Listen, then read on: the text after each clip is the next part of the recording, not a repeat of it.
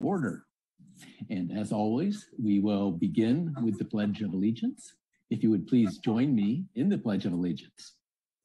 I pledge allegiance to the flag of the United States of America, and to the republic for which it stands, one nation, under God, indivisible, with liberty and justice for all. Lisa, a roll call, please. Yes, I'm going to go ahead and start with the Transportation and Circulation Commission. So I'll start with Commissioner Morad. Present. Commissioner Garg.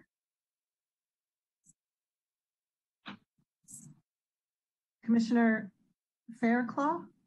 Present. Commissioner Baker. Here. And Chair Nierenberg. Present. Great, thank you.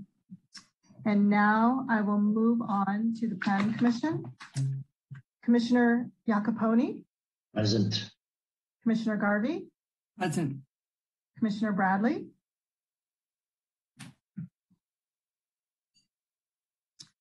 And Vice Chair Clements will be joining us, but she will be joining us just a few minutes, so I want the record to reflect that. Then Chair Roof. Present. Hello. Thank you. Bradley here. Great, Don. Thank you. I have you Just down on made the it. roll call. Wonderful. Thank you. Had a little trouble getting in.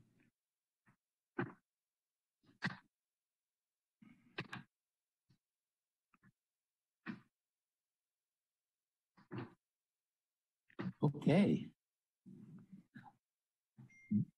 Well, so the next section of our meeting is the public comment period, and public comment is limited to items. This section, public comment, is limited to items that are not on the agenda.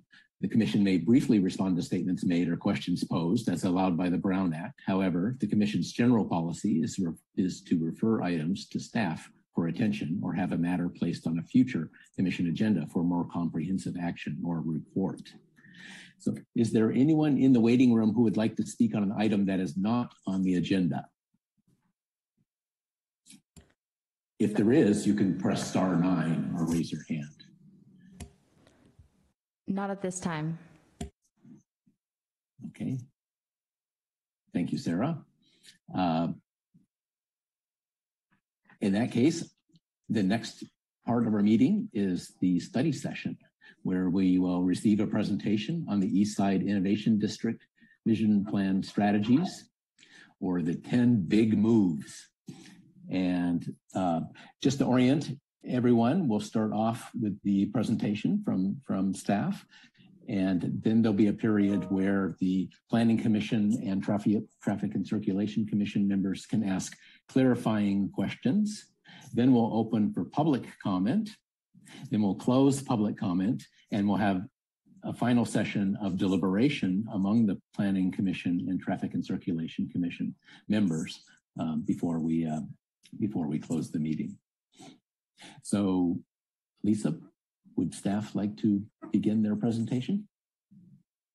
Thank you, Chair Roof and Chair Nierenberg, and to all Transportation and Circulation Commissioners and Planning Commissioners, thank you for joining us this evening at this joint study session to share with you and to dive a little bit more deeply into the 10 big moves that will be discussed as part of the Eastside Innovation District Vision Plan. Before we get started, I just wanted to do a brief introduction to the project team for those that may be joining us for the first time, or just as a little refresher. So the primary staff, city staff working on this is through the Community Development Department, Al Sabay, the Community Development Director, myself, Project Manager and Planning Manager, and Lisa Costa-Sanders, Strategic Advisor and Principal Planner with Good City Company. And then on the consultant side, our primary consultant is Perkins & Will, and the lead team for Perkins & Will is both Geeti Sawal and Annie Ryan. Geeti will be giving a presentation this evening, and then also joining us under Perkins & Will, one of their sub-consultants is with Nelson Nygaard, Transportation and Traffic experts. is Phil Olmsted. And for those of you who joined us at our community workshops earlier in May and again in June, you probably have met Phil and Phil Olmsted and Gidi Sawal already. So we'll have these folks back and able to answer your questions and lead us through the presentation. So the purpose of tonight's study session, what we are going to do is we're going to provide a brief recap on the process of the vision plan. And we're going to start looking into the framework or the foundation for the vision plan, which is largely defined by its design. And in the design, there are 10 strategic objectives or planning strategies, I would say, or we refer to them as kind of the 10 big moves. Like, what is this plan really all about? And based upon the community input that we receive, how is this plan taking shape? So we're going to leave the bulk of the presentation to really kind of dive into those 10 big moves. Tonight, we're also going to be talking about community benefits. That we're starting to get to a point where community benefits are starting to take shape.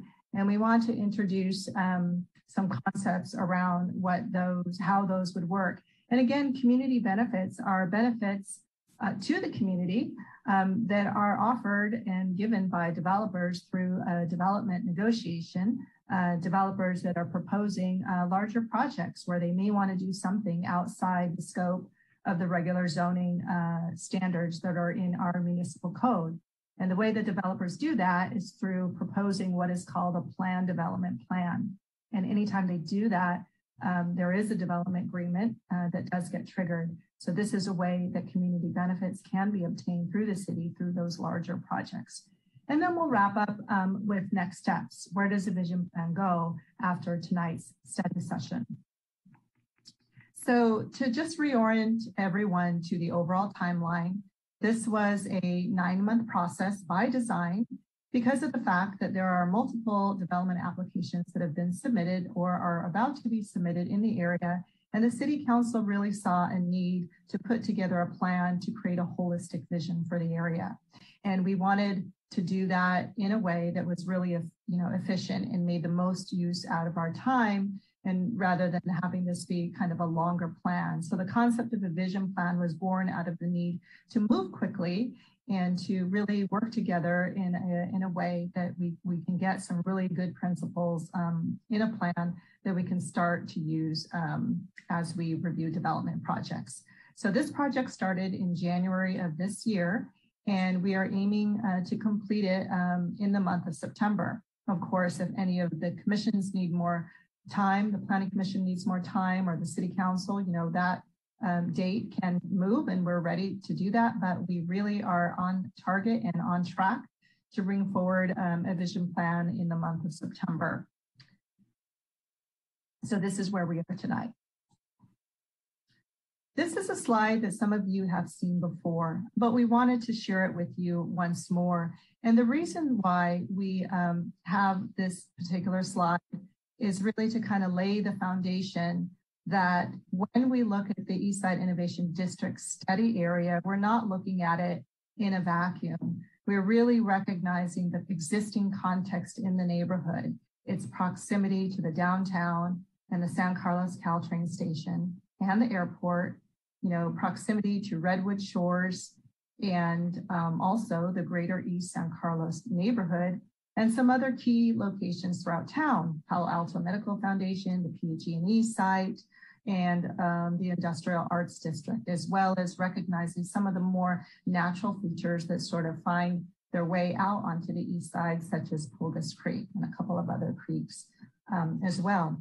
And one of the things that you'll hear more tonight is this idea of a holistic plan. This means, again, that we're not just looking at this area, with a very firm, discrete boundary. This is the boundary of the vision plan, but everything that is anticipated in the vision plan is done in a way to take into consideration everything that is around it, recognizing that this is a part of our community, one piece, but it's within the fabric of the much larger community of San Carlos.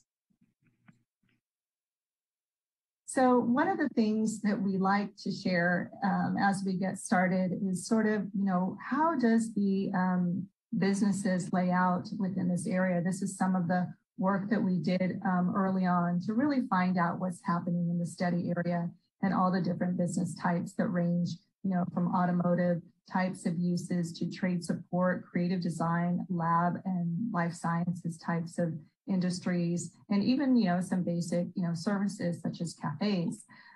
So what we see here on this diagram, which is also helpful for us to kind of think about the context, at least within the study area, is how these businesses are really laid out in the area, and also the fine-grained pattern that we start to see in some of the areas like along Terminal Way and Tankledge, and then kind of moving south along in the study area where we see kind of the businesses are a little bit more dispersed. So as I mentioned at the beginning of this meeting, we did have some workshops earlier this year in March and then again in June. And we really approached the workshops with kind of three primary themes where we can really have, conversations with the community and be able to focus on these themes. And the themes were open space and environment, mix of uses, and circulation. And again, for those of you that participated in those workshops, you probably found your way into the different breakout rooms where you could self-navigate and provide your input. And so this slide here really is just kind of like a big picture view of the key input that we received from the community members. So around open space and environment, a big topic that came up was remediation of contaminated sites. Also looking at how we can incorporate more greenery and open space into the area. And then also, how can we look at Pulgas Creek in the context of restoring it and then having it serve a purpose during, flood events. And then with respect to mix of uses, a theme that we heard quite a bit, and we got more confirmation of that recently, is to protect the existing businesses. This is not, a gray field or an abandoned site that we get to develop. There's life happening there now. And of all the businesses that are there, there's this theme that, the existing businesses should be protected, even as new development comes forward and is really, going to be transforming the area. How can the existing businesses be protected? So that's something that we really heard loud and clear, and have some ideas about that you'll see as we continue the conversation. There was also a request for, how can we look at transitions between industrial and residential uses, really recognizing that there is an existing single-family neighborhood just north of the study area, and how might we develop some ideas about, having these uses coexist in a way that is more symbiotic. And then with respect to circulation, there were comments made about really having, safe, comfortable walking streets that really accommodate different modes of travel, bicyclists, pedestrians, and automobiles. And also there was talk about the future concept of a district shuttle, one shuttle that can really serve multiple uses throughout the area, rather than independent operating ones, but something that we can look at in the future is one that can be better managed.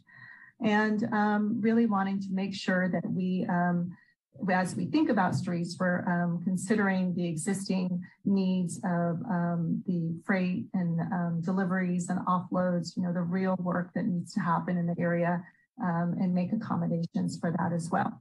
So a lot of this information is on the project website, which some of you may know, sancarlosinnovation.org, where you can go and watch the replays of community meetings, read the workshop summaries. There's a robust and very rich information, basically all the chat transcripts from both workshops that are available on the website for anyone who wants to dive in a little bit deeper and see what their community and neighbors have said. So at this point, I am going to be turning the microphone over to Geeti Sawal with Perkins and Will, and she will kick us off with the vision plan. Geeti?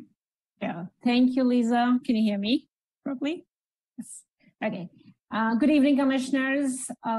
very, very thrilled to come in front of you and share some of the kind of steps that the community has guided us towards. And Lisa did a great job of summarizing just the intent and capturing some of the essence of what we were hearing from the community.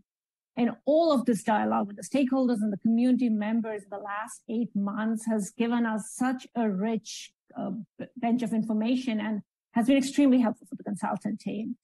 And now we are at a place where we have taken all of that information and distilled it into a vision plan. And the vision plan really is a framework. It's a high-level guidance, and its intent is for you and the City Council to really help guide you to make this place what you want it to be. So kind of stepping back, and what will this vision plan have, and what will you get once when we're done with it in September? It'll have project goals. We'll dive into it in the next slide, so I won't go through all 4 of them. But the goals have generally emerged from the conversations with the stakeholders and the greater San Carlos community. And they have built from the council's original direction last year in commissioning this planning process and kind of codifying their aspiration is to establish a holistic roadmap for new development and for existing developments to kind of coexist and to find a way to kind of better serve all of these kind of businesses such that it meets their needs and it helps them thrive as we kind of move along. The second kind of aspect of the vision plan is really the foundational teams. And like Lisa just mentioned, all of the feedback that we were getting from the community fell under these general buckets of open space and environment, mix of uses, and circulation. So we've kept those kind of foundational themes, and we've moved to the real 10 big moves that the city should take to reach these project goals. You'll see as we walk through them, they're action-oriented, and the aim is to kind of address the specific feedback received from the community with creative and bold strategies. And we need your feedback on these today as we go through each one of them. The fourth and the fifth element is really about the strategies that are made up of principles. And the principles will give the decision makers and the city staff an indication of what actions to take and what tools they have at their disposal and what objective standards they should defer to when reviewing future development in this district. And the principles are kind of complemented with community benefits framework, which is intended to, again, help the decision makers like you have a clear list of benefits that the community wants. And for this, and to make sure that this district kind of delivers on those aspirations of the community from this district. And if you keep that in mind as you review projects for entitlements, and that the project goals are enabled as we move forward in future. Next, please. So how does this all come together? We've been kind of working towards these 4 large project goals. A vibrant mixed-use neighborhood, one that has safe and people-friendly streets, one that's surrounded by memorable and inspirational places and supports the kind of inherent enterprising character of the businesses in this district. And all of this kind of occurring in a resilient and nature-integrated environment such that every move you make responds to the climate change crisis we are all living in. Next, please. And the 10 big moves that you see listed over here, we'll walk through each one of them in the next slides, fall under 3 foundational themes we mentioned. There are 4 big moves under open space and environment. There are 3 under mix of uses, and there are 3 under circulation. Next, please. So starting with the first big move and kind of using the open space and environment as a foundational theme. The goal is to establish Industrial Road as a green boulevard. That's the first move we are recommending. The community has clearly expressed a desire for Industrial Road to be a more prominent front door to the district, One which is comfortable, it's tree-lined, it has sidewalks that have a distinct character, they have good lighting, feels safe and comfortable, and has an opportunity to kind of brand this innovation district along its sidewalk. And the hope is that the industrial road can be a functional green boulevard such that that becomes the identity of this district. And it creates a sense of place and takes an opportunity to weave nature into this innovation district.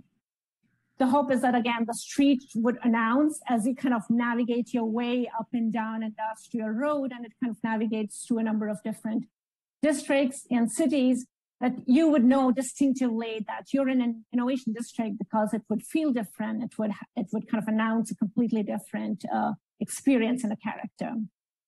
And the hope is also that the stormwater line and the main that exists on the east side of the street can be leveraged to overlay the gray infrastructure with green infrastructure, and it's visible, and there's a conscious decision to really address some of the stormwater concerns in this district.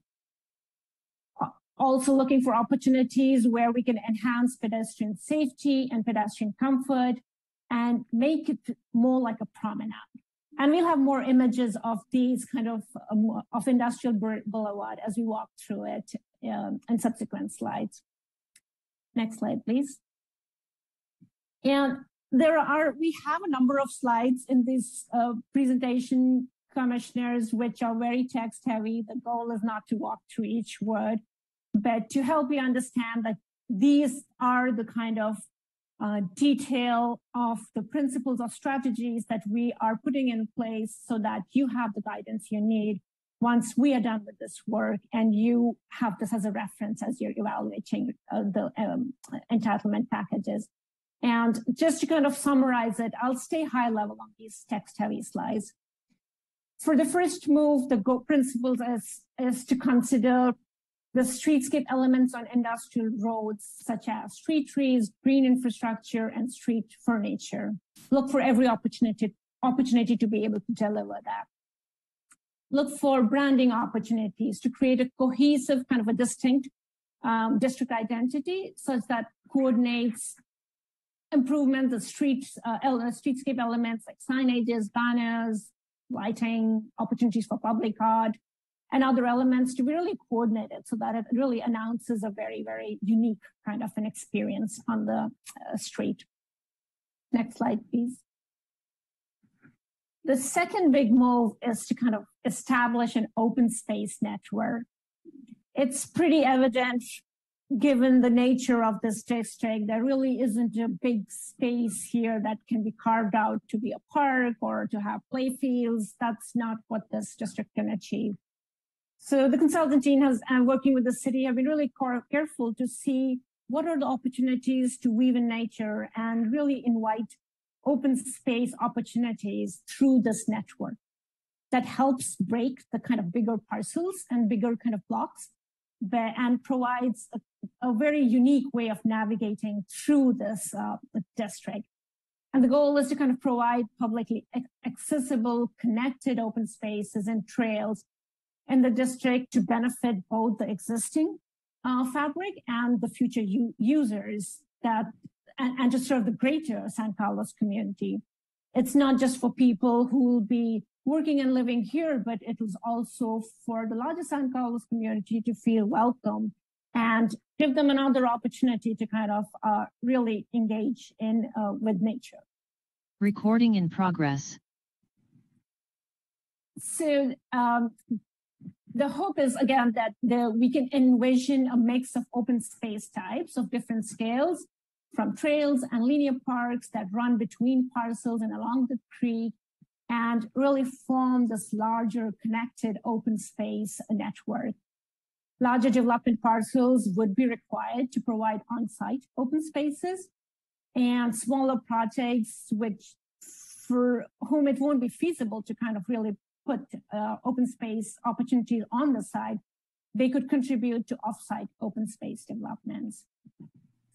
In particular, what you see in the kind of darker dashed green kind of line work here is what we call the discovery path. The hope is that it's a series of tree-lined off-street kind of a path and a trail that would connect the district to surrounding assets such as Gloriella Park, Caltrain Station, get you over to the creek, navigating through the blocks, and then potentially kind of leave clues that as you look to redevelop and think about opportunities beyond Britton Avenue, to really look at how it connects to the industrial arts district, which is further south.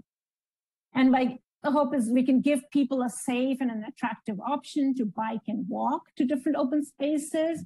And the journey itself kind of becomes a pleasure and becomes part of the open space experience. The larger development will definitely need to kind of set back to provide these trails and could be part of the kind of community benefit offering. Next slide, please.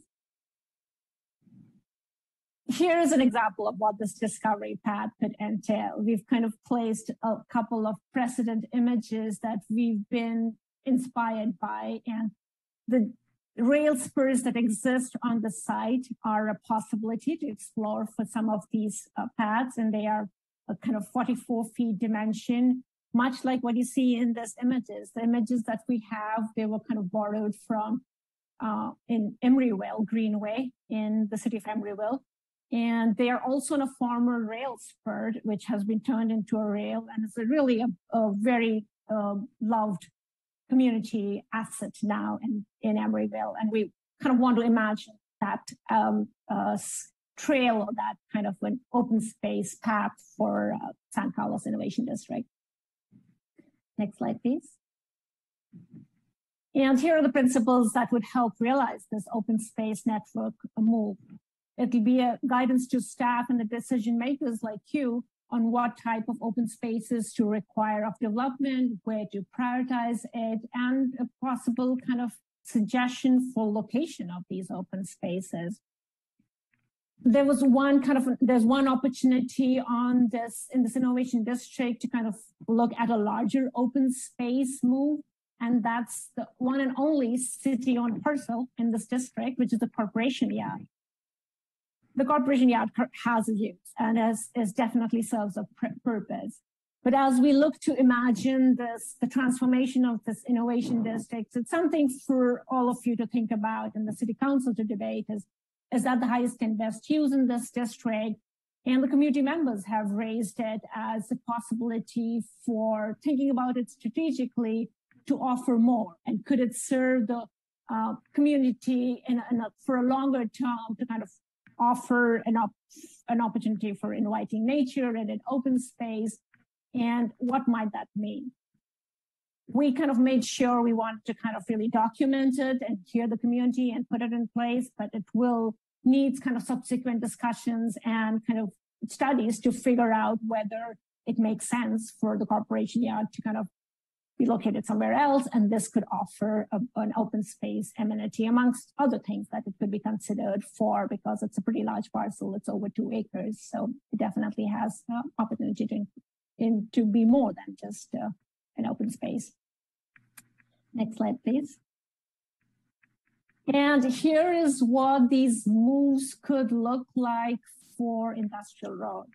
We took a pass at trying to illustrate it. This is by no means a complete direction as to this is how we imagine it, but we wanted to leave you with graphics that would help give you a sense of what we are, the consultant team working with the city and kind of really building off of the feedback from the community, wanted to give you a sense of what the Industrial Road could really look like. And it could have these tree canopy along the street, stormwater infrastructure, and create a new green identity for the street. Next slide, please. Similarly, for Old County Road, open space moves could kind of dramatically transform the streetscape, and the future development character could be much greener, more resilient, and more people-friendly. Next slide, please.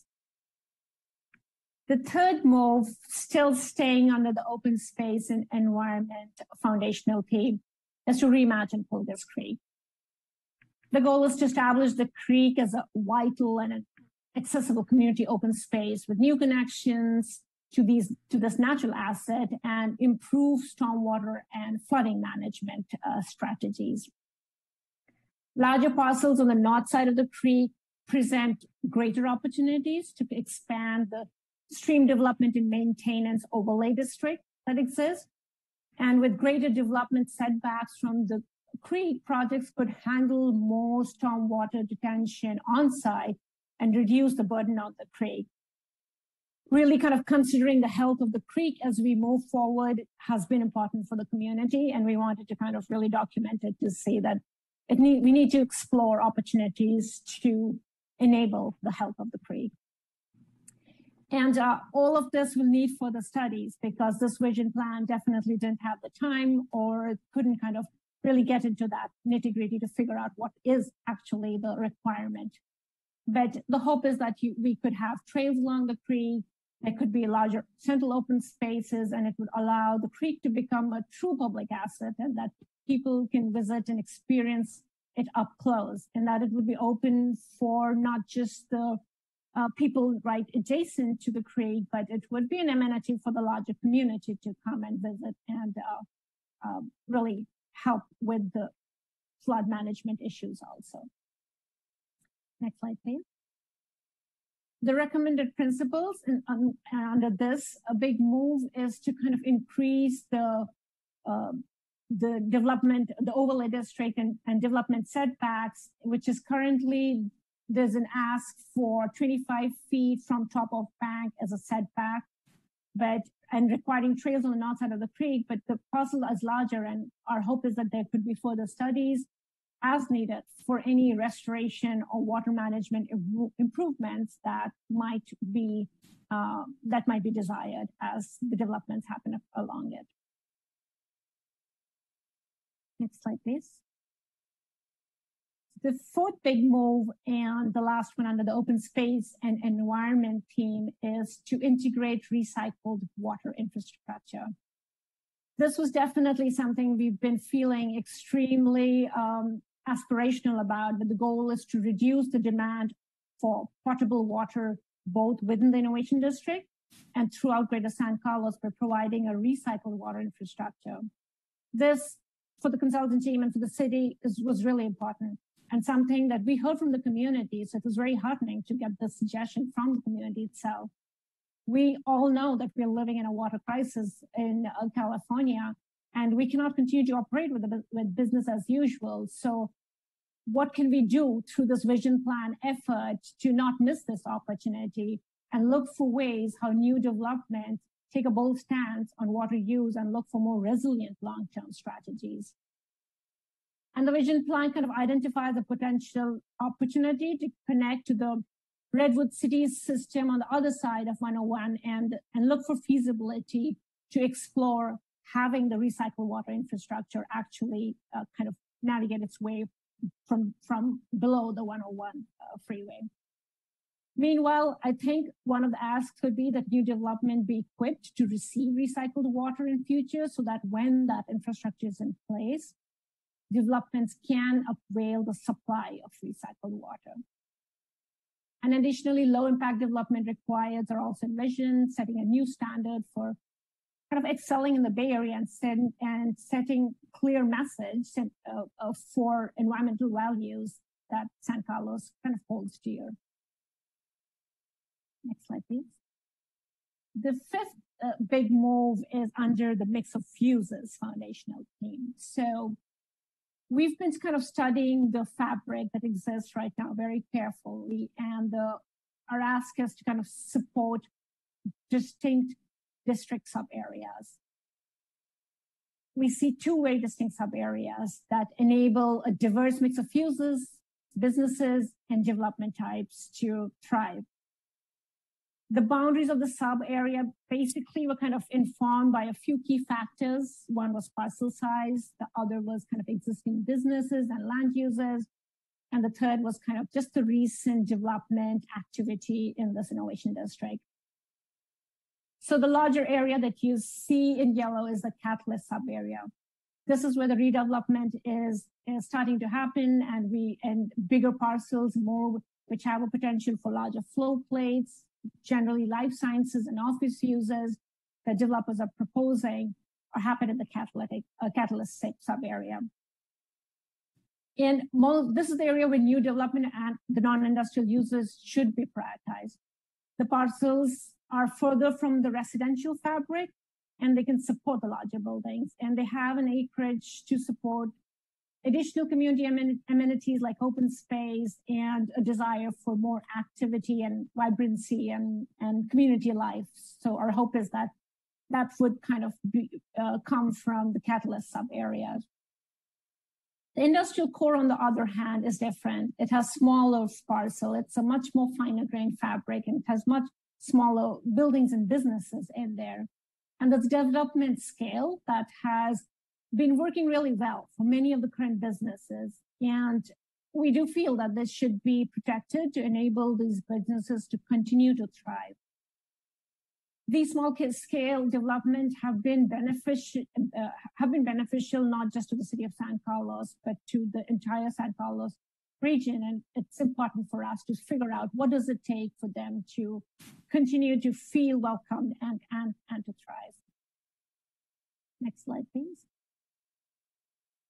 The principles under this fifth big move is to really to note that the vision plan does not affect the zoning. The purpose is to reinforce the desired development character and use, and to offer guidance beyond what the existing zoning prescribes.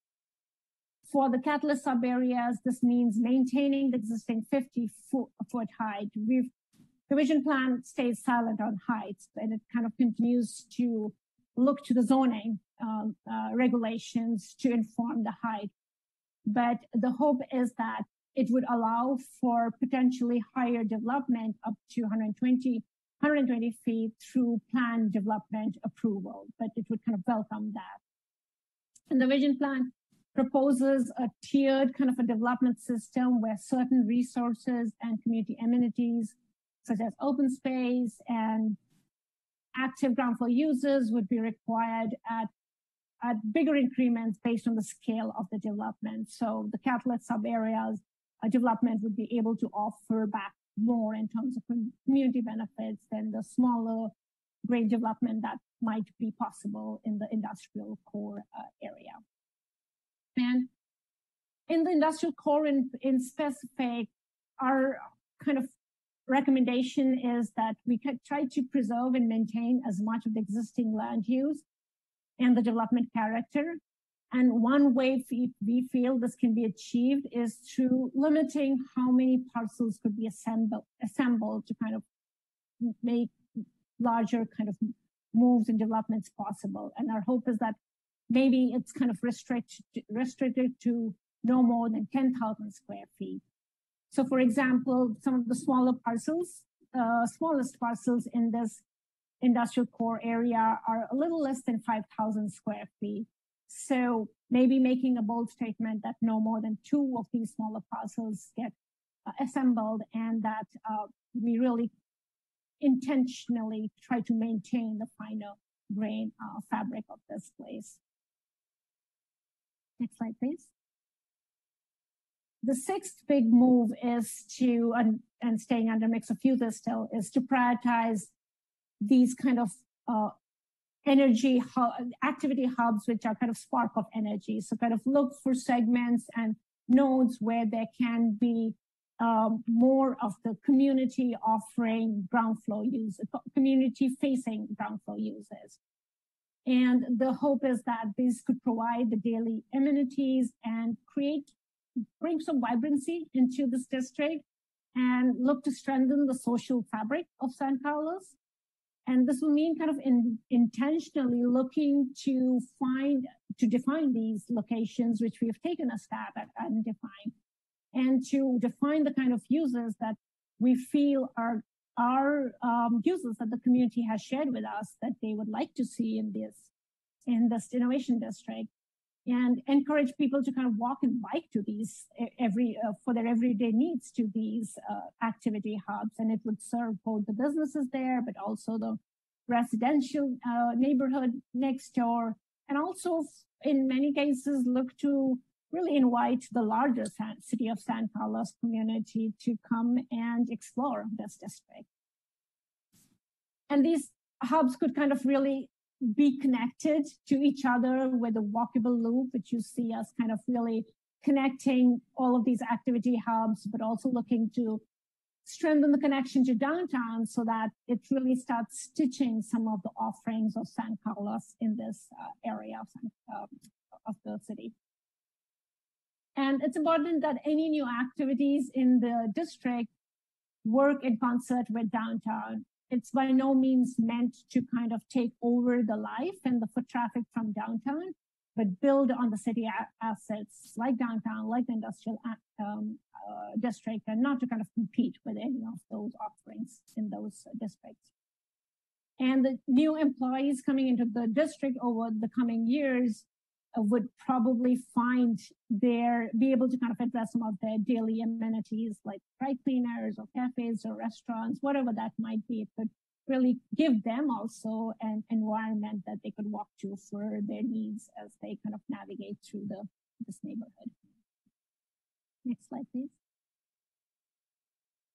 A quick illustration here of just Industrial Road itself and the segment that might have the activity hub and how that might work.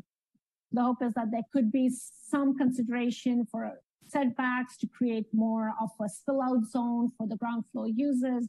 And it's integrated well into the new development so that the ground floor could be more about inviting the community, but the development, life sciences focus of the office users could kind of exist in harmony on the floors above. Next slide, please. And illustration of Old County Road. The street is not envisioned to have quite as much activity as Industrial Road, but there could be just a few places where there could be an activity hub, and it could play an important role at the intersection with ground floor active users to kind of really work off of the underpass on Arroyo Seco and look to kind of make that another moment of pause as people navigate to downtown. Next slide, please.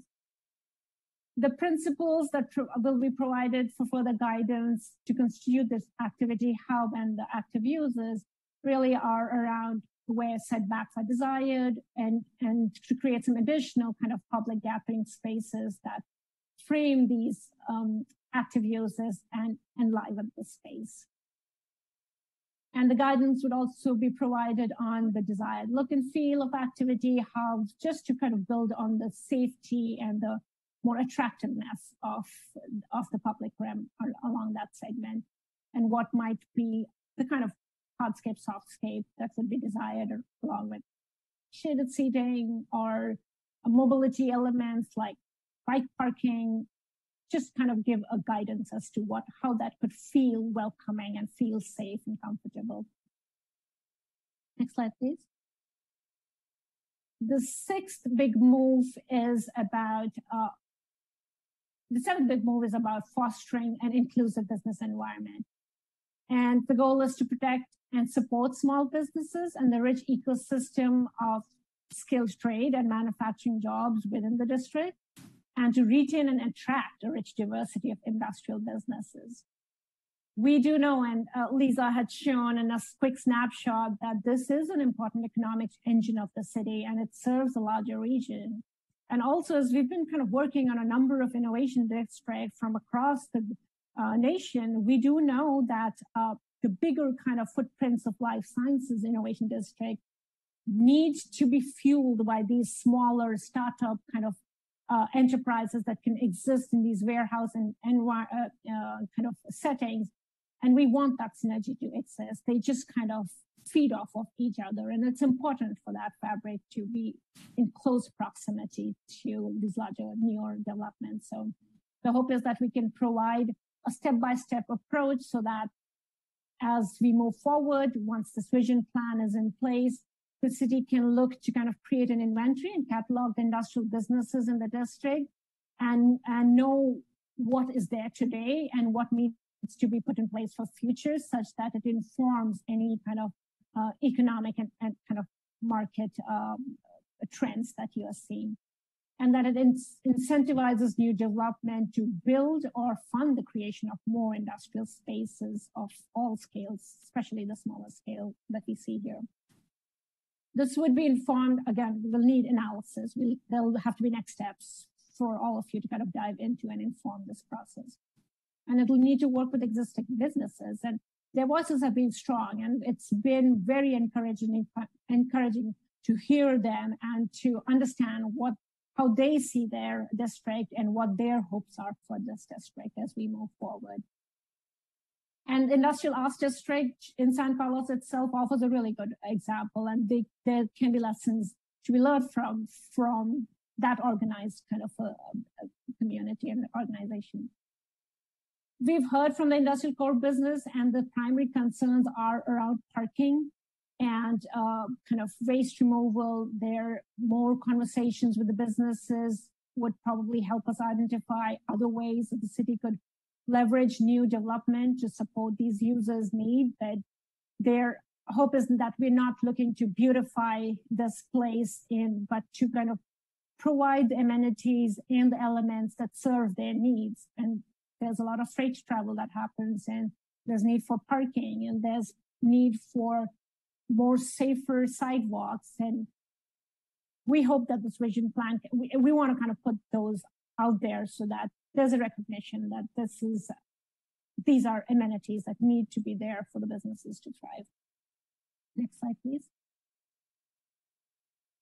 The eighth move is really about investing in a multimodal street. And the goal is to kind of promote safe and accessible walking and biking trips while balancing the freight circulation needs of the district's industrial commercial uses.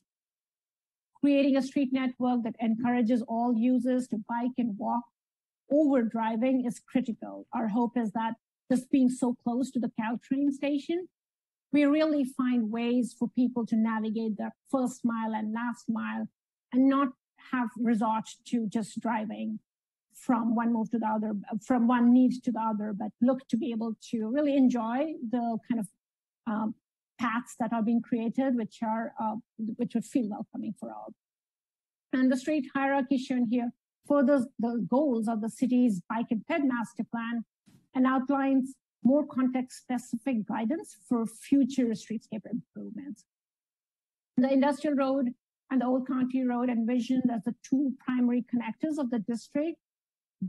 Both have ped and bike as well as vehicular needs, and we want to make sure that there is a possibility for not just serving those needs, but also for transit. There's conversation around sand trains wanting to have a route along Industrial Road, and that's something we want to be sure that is enabled to be able to provide transit services and routes in this district. Complete streets shown on Commercial and Branston Road are secondary street, and they also have a pretty robust ped and bike infrastructure. The industrial core streets, in the industrial core sub-district, the streets are more like our working streets, and we want to kind of, they tend to be narrower, and the hope is that we have narrower setback and there is less constraints in them being able to conduct their business, and there is special consideration to make sure that's not hindered or that continues to be served. Finally, the non-vehicular connections are these mid-block routes that we talked about in terms of Discovery Path, and that they break the district blocks and provide a more walkable dimension and create more access points across the district for people to navigate through the district. Next slide, please. This graphic, again, going back to Industrial Road, illustrates how the kind of right-of-way itself wants to be envisioned, and it's a more complete multimodal vision, which has buffered bike lanes, it has mid-block crossings, and non-vehicular connection between parcels, and feels generous and feels kind of welcoming with tree-lined sidewalks and encourages people to walk. So that the current image where you just see a whole kind of more of the vehicles movement served, but it kind of shifts that a little bit to really look to serve all modes and definitely welcome pedestrians. Next slide, please. The Old County Road shows a future cycle track running along the Caltrain side of the street. It's a new bicycle thoroughfare to and from Caltrain that's safe and it's protected and could connect to other destinations in San Carlos to the north and to the south. Next slide, please. It's important to recognize the kind of nuanced role of streets in the district. In the industrial core sub-areas, streets are used by large trucks and there are curbside loading activities that take place that are critical for businesses. So this street section shows like a conceptual vision for Terminal, Tankledge, and Branston, which are in the industrial core sub-district, and shows a more uniform guidance for the street where loading and parking zones are clearly designated and sidewalks are continuous along the streets, and there is street lighting opportunity and ask from the property owners and the businesses was undergrounding utilities such that they could make for a more safer pedestrian experience too for people who are using those streets. And the baseline streetscape improvement could be covered by a new development occurring elsewhere in the district. I mean, there'll have to be definitely studies to see how you can find and finance some of these moves. Next slide, please.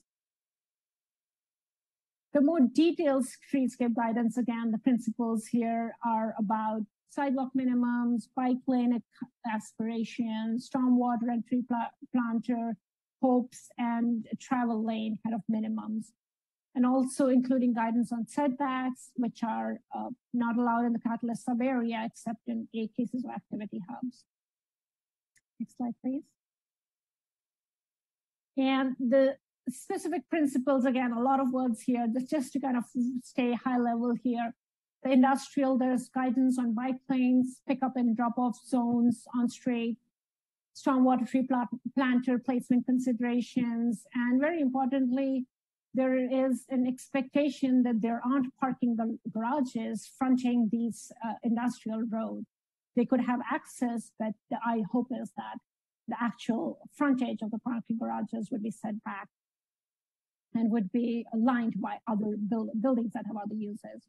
On Old County Road, similarly, additional cycle track guidance, stormwater and street tree guidance, and explanation on setbacks allowed only when needed to achieve, just to be able to get to the street, just to be able to allow for the streetscape elements that are being desired. And also, again, parking garages are not necessarily fronting right on the street front, but definitely it'll have entries, but not necessarily the actual building sitting along this frontage. The streets in the industrial core sub-district, the basic guidance is to really be consistent with the bike ped master plan. That's a plan that's already adopted. And the hope was that we could find or look to and kind of build on that and help you implement that and identify kind of opportunities for more coordinated kind of loading area and dumpster store area and storage areas and making sure that the life that this or the working functional character of the street is enabled. The non-vehicular connections, there are kind of some specific guidance on dimension, like 44 feet where there are rail spurs, but definitely making sure there's a clear 26 feet through zone so that they could also serve as emergency vehicle access. And the desired location, the way we have it right now, is kind of at a very high level, at a frequency of 200 feet to 300 feet, where as possible, but we really try to build on the rail spurs that exist. I'll now pass it on to Phil Olmsted from Nelson Nygaard to talk about the remaining big moves. Phil, over to you. Hey everyone, can you all hear me? Great. So good evening, commission members. Thanks for the opportunity to present tonight. I'll jump right in and try and wrap up kind of the presentation here shortly and jump in where Geety left off. So addressing traffic, reducing congestion, improving safety, making streets more vibrant yet functional is the sum of many parts. There's really not a silver bullet. We believe we've set up a comprehensive framework of not just physical projects, but also policies and programs by which we think over time really ensure that mobility is serving the larger ambitions of the district and the city. Gidi talked a lot about the streets and the guidelines. I think there's a little bit more to talk about on the project side. We think it's an interesting idea worth exploring potentially a little bit more is terminal and tanklage, rethinking some of the flows on those streets. Going one way might buy us some more room, not only to preserve the core business functions, but potentially better serve them with some more room to rationalize and formalize some of the parking and loading activities, while also bringing in some of those street amenities, safety treatments that I think we all want. Key intersections are going to be really important to retrofit on some of our major corridors as we anticipate more pedestrian and bike activity. The vision plan also carries forward the vision, as Gidi mentioned, and a lot of the projects of the bike and pedestrian plan with some key calibrations to ensure it meets existing and potentially future transit and freight needs. We want to do, and we heard a lot from the community, we want to try and do all we can to really direct heavy vehicles and cut through traffic off of residential streets. We heard that loud and clear. The challenge I think we're grappling with, and the city will need to kind of grapple with and evaluate those trade-offs, is those streets are part of the overall network, and restricting access to certain streets could have ripple effects across the broader network, and potentially put strain on other corridors. So we're really trying to think through creative ways, both on the project front and the policy front, to thread that needle. I think there's some interesting examples that cities like Portland have done, not just with physical infrastructure, but slow street style interventions that do a lot to reduce those safety issues, but still allow for overall network circulation. Next slide. Programs and new services are also part of the solution set in bringing multimodal streets. Are we communicating the mobility options that people have and the enhanced routes that they have, the enhanced connections that they have through good wayfinding? Can we look to smaller complementary strategies like bike share or scooter share as a way to really improve that connection, not just within the district, but to Caltrain and to downtown? The trick, of course, with those types of services is finding the right operating model, the right service plan to really make them cost effective. Next slide. So much, our ninth big move, so much of our traffic reduction strategies have to start way upstream with the development program. It's really, really crucial. We have to define the right policies and requirements to offer mobility options, so an increasing share of our trips to and from and within the district are not by single occupancy vehicles. That really starts with your trip reduction, or what we call transportation demand management requirements for new developments. You guys have a great starting point with your current code. It's how we calibrate it to this district to make sure that you're clear about expectations for the developers, for the tenants, for the employers, that they have an obligation to reduce trips and vehicle trips. The most successful districts that Gidi's talked about, they leverage each other, knowing that our smaller employers, our smaller property owners, our smaller businesses can't fund or operate mobility programs on their own. So collective action through what we call a transportation management agency is really a great way for the district to operationalize key programs for policies and commuters and potentially residents. Shuttles have come up a lot. So between this slide and the next, we don't think, again, they are not the silver bullet. In fact, I would say a new district shuttle is maybe not your first move. It definitely needs more evaluation to make sure it's the most cost-effective use of resources, especially as we shake out of COVID. But I think a streamlined shuttle operation within the district at a future point is likely to have a role to play. We're certainly aware that shuttles can impact neighborhood streets and Old County Road. It's our thinking that for this vision plan, that it would potentially be problematic for the future district not to preserve multiple access points for future shuttles to the station. There's likely a trade-off, for example, of a decision not to allow transit to stop on the east side of the shuttle in that close proximity to the platforms. There's likely some impacts in terms of travel time for riders, operational costs for shuttle operators, for even potential future Samtrans service. So we think through some strategic service planning, potential enhancements to stop locations, it could actually allow for more efficient operations, additional room to get that activity out of the travel lanes and off of the areas it's not supposed to be. Next slide. And I'll wrap up. Or sorry, you can jump to the next one. I kind of covered that one. I'll wrap up with parking, everyone's favorite topic. It's certainly come up as a crucial and key concern. We have to right-size parking. Too little parking is going to make it hard for the district to function effectively.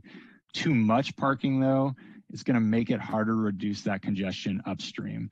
So the solution set really comes from both the parking code. We want to make it flexible to respond to today's needs, but also reflective of this multimodal vision where we're having a really robust multimodal network, more transit service. We want to maximize shared parking and create that park once environment that Keedy mentioned. The vision is some nodes of parking that can serve more than just one reserved user. We want to maximize that investment. It costs $30,000 to $40,000 to $50,000 to build a parking space.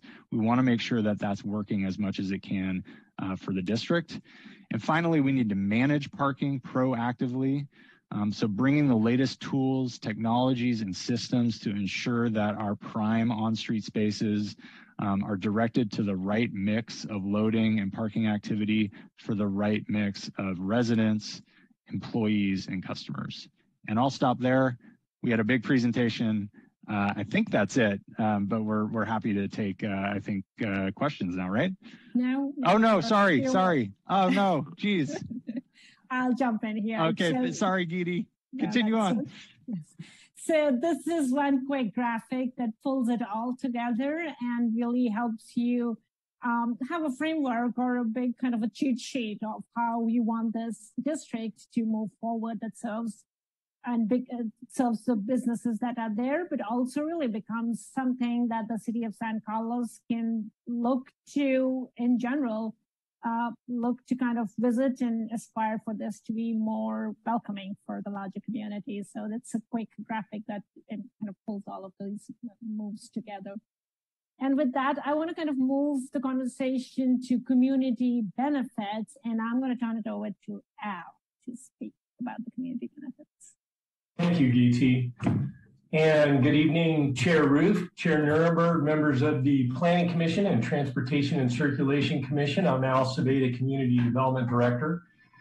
And I'll talk a little bit about community benefits. And in general, when a developer comes in, you can either develop to what the zoning code says, and there are certain improvements that come along with new development. It may be undergrounding of utilities or better sidewalks in front of the development project, new trees and things like that. But it's a very common practice for cities to say, okay, if you want more height or square footage, you can do that through something called a planned development permit from a city.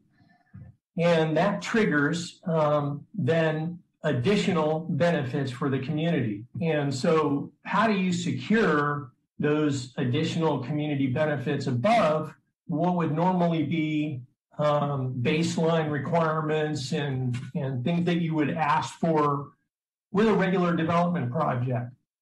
So there's a number of different categories. So what we would do as a city is say, okay, so you want to go above and beyond the zoning, and we would say, okay, we will discuss with you how to do that. Here are our priorities for community benefits in our city. And there's a number of ways that cities can secure those benefits. They could be on-site community benefits. That might be something like a daycare, a park, other community amenities that the community can benefit from that are built on site. It could be a fund. Let's say the community says that childcare is an issue in the city of San Carlos, and we want to assist in the creation of childcare services and additional places for kids to go for childcare. Well, that can be set up through an ongoing funding mechanism. It could be a one-time payment that's managed by the organization, by the city over a number of years. Also, let's say there's on-site problems. For instance, we've heard and we know that environmental sustainability and environmental cleanup is very important, and that we have a number of issues in this area. Normally, we would require developers to clean sites up. There's other entities that oversee those cleanup efforts. But let's say you want to do something additional or add some additional cleanup on site or make some changes on site. Well, you can solve these on site issues above and beyond what would normally be required by mitigations for the environment. And then beyond that, we talked a lot about, Phil talked about things like new streets and sidewalks, and these are what we refer to as infrastructure improvements. And generally, what cities say is, we kind of know what needs to be done in the area, and so you have to pay a fee into this fund to make these improvements, to improve sidewalks and intersections throughout the community. However, the city could say, well, we want to implement our bicycle master plan at a certain percentage, or go beyond what would normally be required for the development's fair share of improvement costs. So a city can ask for more. And so these are kind of the different categories that are available to cities to look out for community benefits. Now, how do you actually secure those benefits? How do you do that? Well, our city council has a number of different options. And one way would be to prioritize specific benefits in our community in each category on a regular basis. As you may know, our council has a regular strategic planning effort, and they meet once a year. They talk about community issues, and they strategize for how community and city resources should be spent to realize some of those goals. They also have a 2-year budget process and a mid-year budget process. And so these are milestone events that could be used by our council to see what's happening in the community, to look at the strategy list or the priority list that's on the table, and make decisions for on a short-term basis for these projects. How do we know how much we should be asking for as a community? What's the dollar value? And so what we do for every project is we do a financial feasibility analysis of the benefits that go beyond what the regular zoning is. For instance, if a developer is adding another 100,000 square feet above the zoning, there's a financial benefit to that developer in doing that. There's more leasable area, and we can quantify what that dollar value is. And in doing so, it helps the city to negotiate these community benefits. Next slide, please. So in terms of some of the plan elements, we've heard a number of different things from the community. And as I noted earlier, there's some baseline things that a city will get just when a development comes in, new streets, various items that new trees and things like that clean up the area. These are baseline requirements. They might even be mitigations for environmental quality things. And then there's the community benefits that go again above and beyond, that add on top for a developer in exchange for the city to say okay to the development. So it's really a fair share for that additional development potential that they get. Next slide, please.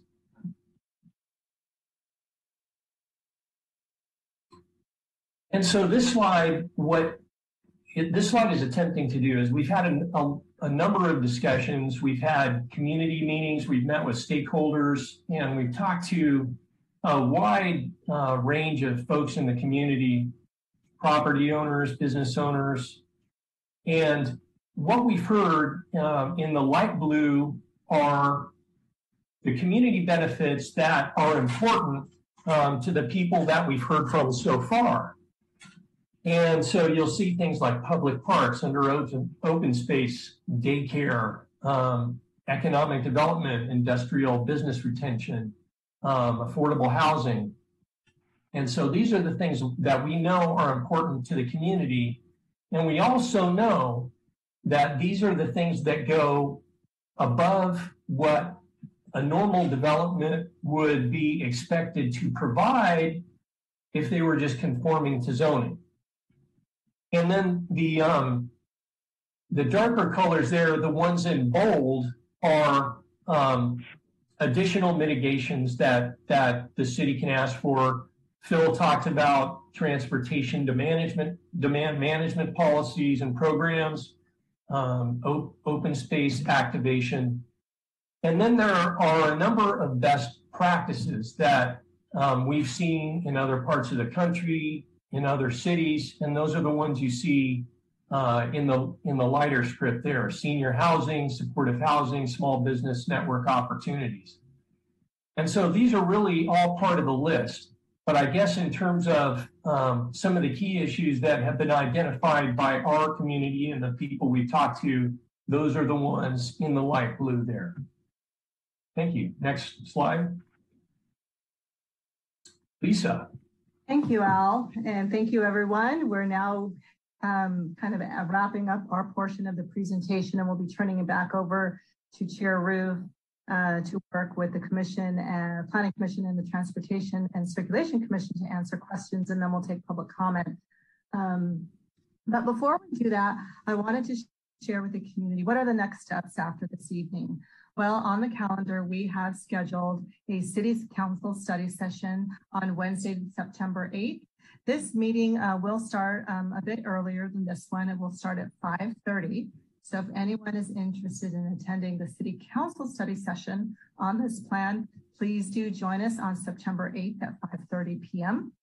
Thereafter, in the same month, on the 20th, we will be taking the vision plan forward to the Planning Commission for a formal public hearing with a request for the Planning Commission to make a recommendation to the City Council. And again, the Planning Commission is a recommending body to the City Council, and the City Council is the ultimate decision maker for this vision plan.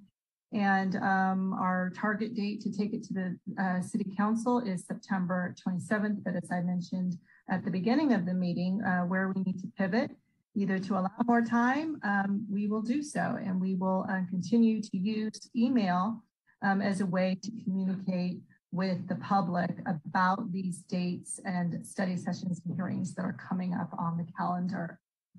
So with that, I have on the screen here both my email as well as our director, Al Save's email, because the way that the public will be able to participate as we go forward is, of course, to attend these and make your verbal comments. Outside of that, you are welcome to submit written comments to either the Planning Commission or City Council, as well as both Al Save and myself. We will make sure that those comments get forwarded to the Planning Commission and City Council, both of them, and get included in the packet as far as public comments are concerned. So you can attend and make verbal comments, or you can submit your written comments to us. And again, don't forget the project website is sancarlosinnovation.org. You will be able to see a replay of tonight's study session, as well as access some materials and slide deck. And I think some of you had a little bit of trouble downloading off the city's website. So please send us an email. We can find a way to get you the information from tonight directly if need be. So with that, I will turn it over to the chair, Planning Commission Chair David Roof, for any questions from both of the commissions on what was presented this evening. Thank you. Well, thank you, Lisa, and Phil and Geeti and Al for really clear presentation. And it's exciting to see the vision plan coming together with the 10 defined categories. I personally am quite excited about it. Progress looks great. And as Lisa mentioned, in this portion of the meeting, we'll allow clarifying questions from the commissioners. And to provide a little bit of structure, I'd like to suggest that we have the Transportation and Circulation Commissioners ask their first pass questions, and then we'll get to the Planning Commissioners. But we don't have to be 100% rigid there. If there's a follow-on question, then feel free to jump in out of order. And if you use your raise hand icon, that way I could help identify who's next. So are there clarifying questions first from the Transportation and Circulation Commissioners? Raise your hand and I'll call on you.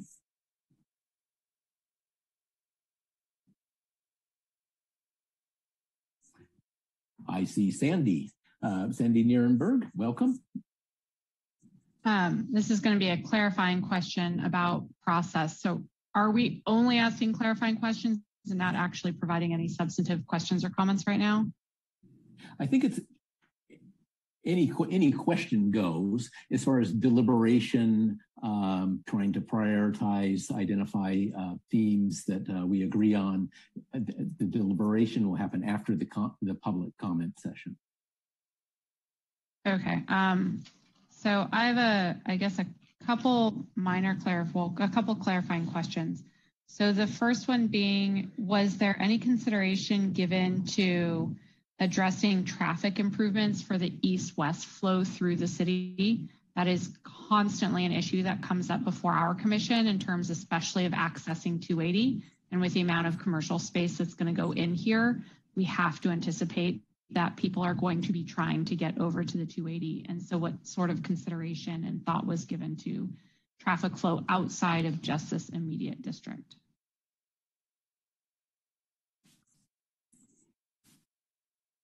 Do you want to jump in? Sure. Well, we at this point I've not done a detailed traffic study. That was not part of the scope of the vision plan. Then I would say the primary focus has been on the innovation district and the internal and immediate connectivity to the district and the broader region, I would say those first last mile connections to key nodes in and around the district. So I think I can maybe add to that. And so as this is a vision document, it's more like a policy document and guiding principles for these development projects. In terms of the specific traffic volume flows, where exactly and how many trips are going to come in and exit the town from the development projects that we know about, that will be studied as part of the Alexandria Development Project Environmental Impact Report. And so that will look at all the square footage we know about and where they are, and then analyze all that information. And that will be brought forward to the TNC when that is done, when the EIR is completed, and the Planning Commission and the community and the City Council. Again, I would just offer that the suite of the framework, both from an infrastructure perspective, a policy perspective, and a programmatic perspective, is all designed to get at the core issue and core concern around traffic. So again, as I mentioned, trying to reduce the flow or close that spigot farther upstream in the development process, making sure that the parking is right sized. That's often a key driver of vehicle trips. That our TDM code for the you guys have, like I mentioned, a great start to one within your current code, but making sure that it's calibrated effectively to the land use program that's coming in. So that's another key component, as well as, then we start to flow downstream to the actual infrastructure and the programs.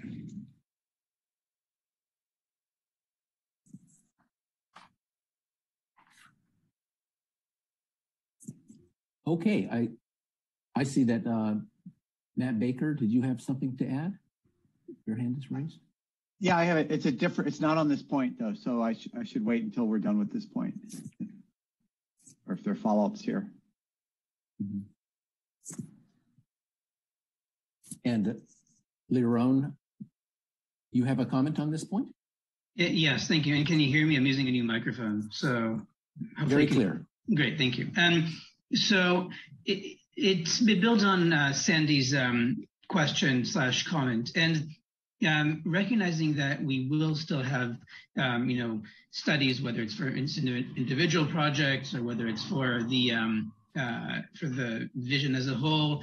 I worry though that we don't have as a principle here the vision, in fact, that the projects in this district as a whole should have zero net impact on cut-through traffic in neighborhoods in San Carlos for the East-West. I don't think that anything other than having a zero impact is something we can consider. Thinking about bike traffic in the mornings when people commute to work, just having a bunch more cars cutting through streets like Howard, St. Francis, Eaton, going east-west in San Carlos will be a significant danger to pedestrians and bicycles, children going to schools like White Oaks Elementary.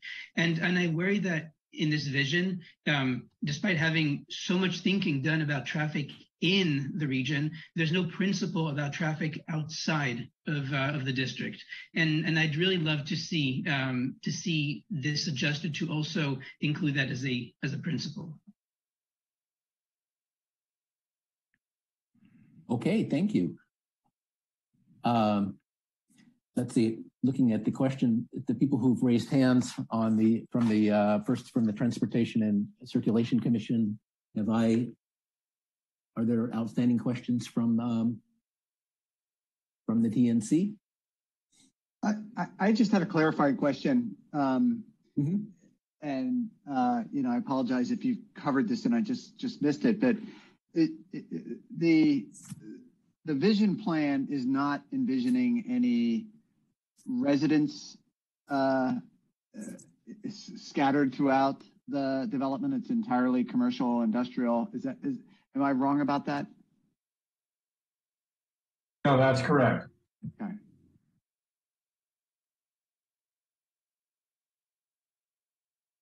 So I guess my question is following on to Commissioner Baker's question on that point is, I know we as a community have a significant number of housing units that we need to add, and there's this parallel process, the Vision 2040 or whatever it is, trying to find places to put all of this housing.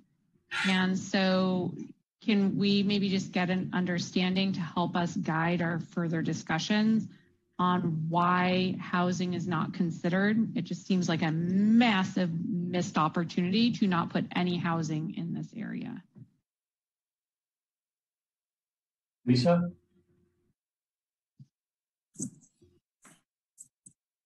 Thank you, Sandy, for the question. And certainly, yes, we are aware that we have a significantly higher RHNA number, which is a regional housing needs application. At the last housing element update, it was 596 units. And where we see ourselves today with this required allocation is at 2,735. So yes, it's a significant jump from where we've been in the past. So our approach to housing, and as you mentioned, through the separate project, San Carlos 2040.org, which is another project that we're currently working on, which is to update our housing element. So our approach to that has always been to look at where existing housing is currently allowed in our city, to kind of build on that shared vision of the general plan that was developed in 2009 and the mixed use zoning districts and multifamily zoning districts that have been laid out through that process. So we've had a couple of workshops more recently where we went to the community to determine, how much more additional density would the community kind of feel comfortable with, or would be at least willing to accept, with the understanding that we have to meet our housing needs. And so we got some really good feedback that we're just starting to put into our technical analysis for determining how can we meet that housing number with the areas that are already zoned for housing. And it made a lot of sense to start there because there's the infrastructure need, there's land use compatibility, there's a foundation of land use compatibility that has already been established with those uses that are compatible with each other. And is certainly, as you might suspect, if we were to add more housing into an area that's currently functioning as industrial, the land use compatibility becomes more challenging. So the real avenue by which we're going to answer that question is through the housing element process. But the vision plan doesn't necessarily preclude any housing.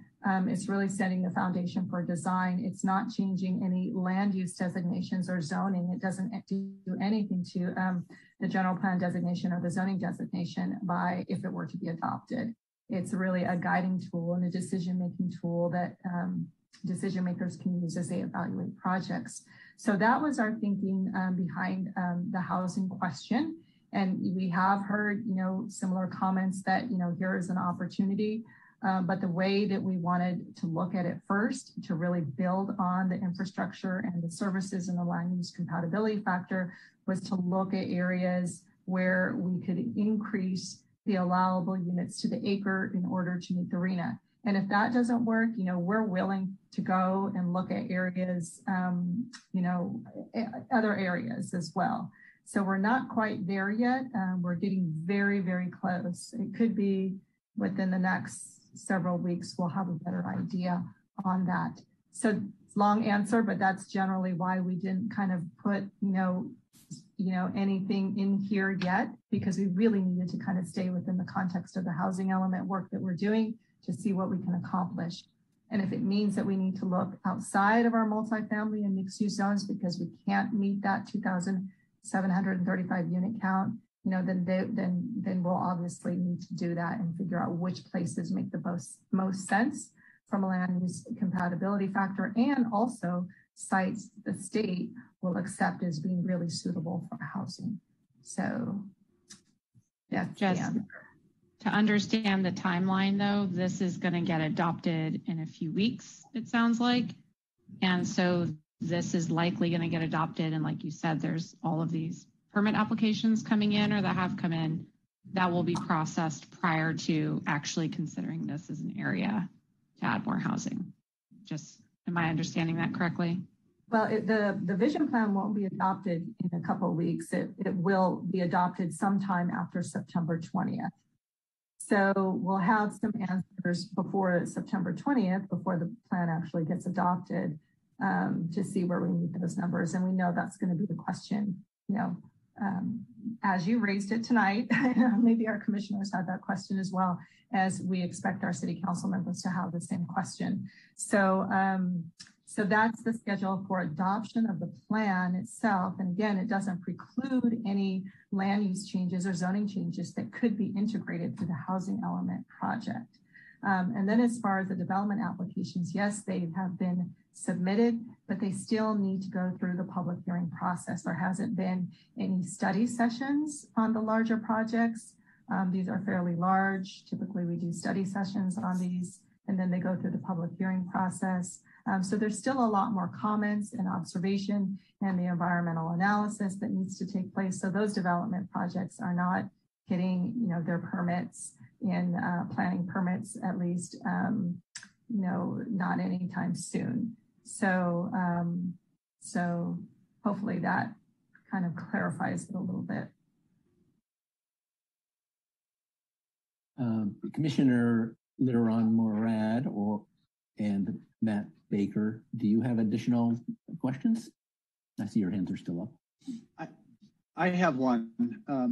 Go ahead. It's just a quick one, but is there a metric that a city use between the number of jobs that it has and the number of residents that it has? And if so, is there how would this development affect that roughly? And do we have an imbalance already? Does that question make sense? Yes. So we do basically, there are metrics, right? There's different metrics, and really, frankly, the metric that cities are most concerned about is the RHNA, the Regional Housing Needs Assessment, because the state requires cities to make sure that you can provide that number of housing units within your current zoning.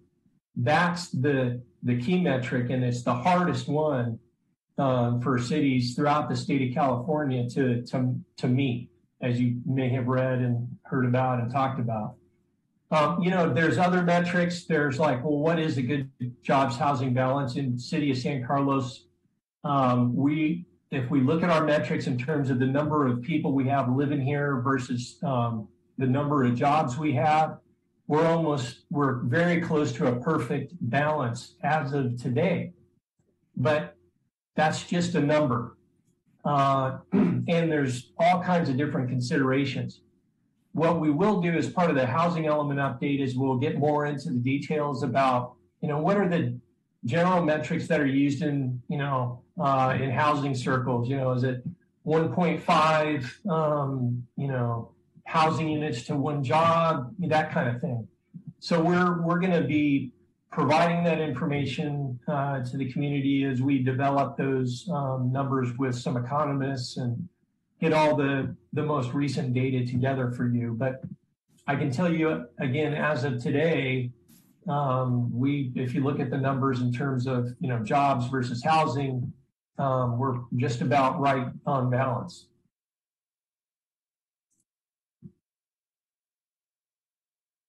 Thank you, Al. Let's move on with our questions. And I see Commissioner Kirsten Clements, you have your hand raised. Thank you, Chair Ruth, and good evening, everyone. Thank you for all the work that's gone into this plan. I know it's been a long road and a lot of good community feedback that you've integrated kind of closely. I had a handful of questions, so I don't know if you want to kind of go around the circle. And I did want to commend the Transportation and Circulation Commissioners for the questions about housing and the jobs housing balance. And I just wanted to add another lens that I hope we'll talk about is the kinds of housing, the fit of the housing to the kinds of jobs that we've got here. And I think Al and Lisa have been doing a great job on the housing element work. So a couple of questions, if I could. I wanted to see if clarifying questions. There was a comment on Industrial Road that there was trees planned for one side of the road only, and a comment from the public, like, shouldn't we do both sides of the road? And wondering if city staff could comment whether there was a technical reason or was it a budgetary kind of vision reason as to why trees on the east side only, or perhaps the consultants could answer. Sure. The intent is not to have just one-sided tree-lined sidewalk. The hope is that east side would have double row of trees, but the west side would have at least a single row of trees. So. Got it. Thank you. Another quick question, if I may, Chair Ruth. I had 4 total, if that's okay. I'm wondering if the way that Loyola Park plays within the vision and the pathways to Loyola, if Al or someone else from the city could comment about what's the thought about businesses and their connections to Loyola. I don't think that we, for instance, would say access to Loyola means that everybody gets out of their open space requirements. I heard Geeti say actually the opposite from the larger sites, that they would need to provide their own open space. But just wondering what the city's thought is about the population that park serves, and whether, the business community going there for lunch, for instance, is a compatible use. I guess I'll start, and maybe Yeti or others can add to it. But Loyola Park is a neighborhood park. I mean, that's surrounded by single family. It's when you live near a park, it's kind of like your park, right? And I think people understand that. It's a lot of kids, sports activities, and that kind of thing. So there's that acknowledgement. And for these larger development projects, they have the benefit of a large land area. And the way that they plan their functions and to make their space attractive to the workers that are there and get a high lease rate, they want to make their developments like a campus that you can think back to when we heard about Google and other tech companies trying to keep their employees on their sites, and by providing amenities and open space and recreation opportunities on these big sites is possible and highly desirable to keep those employees on the site at lunch, after work, for meetings and things like that. So the idea that employees might want to go to a local neighborhood park if they have a brand new park with lots of amenities and activities and places to eat, you can kind of see that that it might be less likely that those people would walk 15 minutes across town to go to a neighborhood park for that reason. So that's the concept with these developments is they want to see it, we want to see it, and we want these campuses to be open to the public. We want, if, for instance, if someone from the greater East San Carlos neighborhood did want to go to this park on this campus, that they would have the opportunity to do that. In that mobility, the ability for them to bike or walk from their neighborhood over to this park would be easy for them.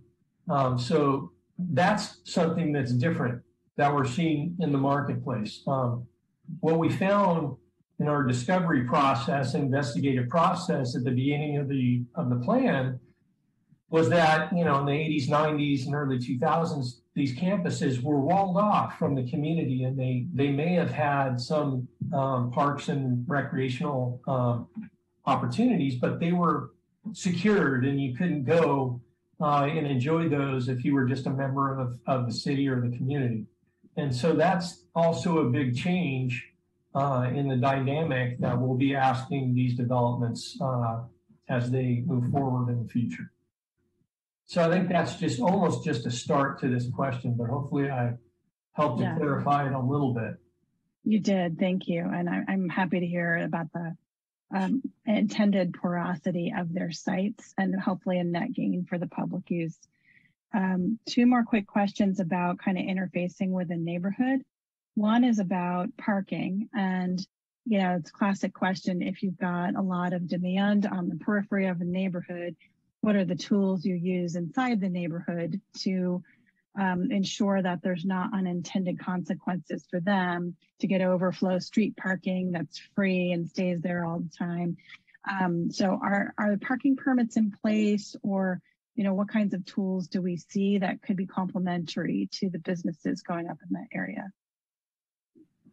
So we do have a parking permit plan for the greater East San Carlos neighborhood, and it was a result of complaints over the years of the business, the folks that were using the businesses and people parking commercial vehicles and things in the neighborhood. And so the city worked with the greater East San Carlos neighborhood to establish the city's first residential permit parking program. It's been in operation for just a couple of years, I guess 2-3 years now. And it's a paid program. You get the permits, and it's actually been working pretty well. I'm not maybe as closely connected to it as maybe Stephen Machida and his team is, but that seems to be, it's began to solve some of those issues. On the other side of the coin, what we've heard from some of the businesses in that area is they're complaining about overflow parking too. People coming that aren't necessarily clients of their businesses, people coming in from the outside, parking, overnight or doing other things. And so, there's a commercial component to this too. And commuters, perhaps even commuters. So there's kind of two sides to that coin. Right. Thank you for that. And then one more question. Thank you, Chair Roof, for bearing with me. Is talking just about the interface between the residential, which is definitely low rise in that area, and kind of what could be higher rise, maybe not right adjacent, but not very far away. Does the plan or does the zoning code or potentially forthcoming design guidelines deal with that kind of that interface and how to address those two uses in a compatible way? So yes, we've heard that over the years, and most recently, we've heard that the Greater East San Carlos neighborhood, for instance, is interested in transitional standards for the height of buildings and things next door to the single-family residential area there. And the good news is that this issue came up in 2009 as part of the general plan, and that neighborhood will remember the discussions we had about East San Carlos Avenue, and it was rezoned from industrial to mixed-use residential retail. And at that time, they were concerned because you could do 50 feet right behind their building with an industrial building right in your backyard. And so the zoning was changed in 2009 to add transitional standards for any new commercial or industrial businesses that would abut single-family residential. Furthermore, there were some performance standards embedded in the zoning code that looked at things like noise, glare, vibration, odors, because of those same concerns, because of this inherent conflict between industrial uses and single family. So those are built into our current zoning code, and we're prepared to talk about that in more detail if you'd like. Great, thank you for that. And I understand that if a business wants to develop just per the zoning code, they'd have to do all those mitigations. They wouldn't have to be going through a PD permit in order to have some kind of special consideration where they'd have to mitigate, right? That's correct. Right. Okay. Thank you so much, Al. That's all, Chair. Thank you so much for bearing with me. Okay. Commissioner Ellen Garvey, would you have a question? Yes, Chair Roof, thank you very much. And thank you, staff, for that excellent presentation. My clarifying question relates to Terminal Way. I remember early on in one of the workshops, a hypothetical was put out to assess the level of interest in mixing up the use of Terminal Way and maybe having some live-work situations, different types of housing and light industry mixed. There was a lot of support for that, and I understand that's too granular or too nitty-gritty for what this vision plan does. My question is, when I read the industrial subcore, I see that Terminal Way is in the industrial subcore, and I'm hoping that doesn't preclude future discussions for these kinds of housing mixes that we might see on Terminal Way, live-work situations. Can you just maybe Lisa or Al clarify that? Sure, and I'll start, and then maybe Lisa would add to it. But no, it doesn't preclude discussions for changing the zoning in that area. As noted by Lisa earlier, it could be that the city does look at that area for housing in the future as part of the housing element update. However, what we did is we talked to the business and property owners in that area about that idea. And so we presented the idea that was raised by members of the community and other folks that, hey, what about that? Exactly what you said, Commissioner. You know, what about adding some residential in this area? And their answer was, we have viable businesses here that we have invested in for many, many years. We've provided services to the community for a long time. This is how we make our living. Many of them have made investments in their property and work hard to provide good services and do good business in our community in a commercial and in light industrial way. And so they were steadfastly against the idea of residential in their area because, that's, they've been doing business like that for many years. So that's what we heard when we went to that stakeholder group. Can we have further discussions? I'm sure we could, but that's what we heard initially. And Lisa, or anybody else can add to that. Oh, thank you. That's very helpful to hear that. All right. Those are the only questions I had. Okay, are there additional questions from commissioners? Commissioner Jim Iacopone. Thank you, Chair Roof. Good evening, everyone. I would just quickly echo the comments about being very impressed with how well this has come together. So to staff and the consultant team, thank you. My interest early in the presentation and would like to was around this notion of buffers, and I would like to thank Commissioner Clements for the question, and Al, beginning of your answer. It strikes me that if I were to have said there's one missing in the principles or the aspirations of that were laid out, it would have been to either make sure that the existing transition between the community and the core industrial area is maintained or even enhanced, and therefore a challenge to this commission and city council to see what more might be done to make that buffer area even better.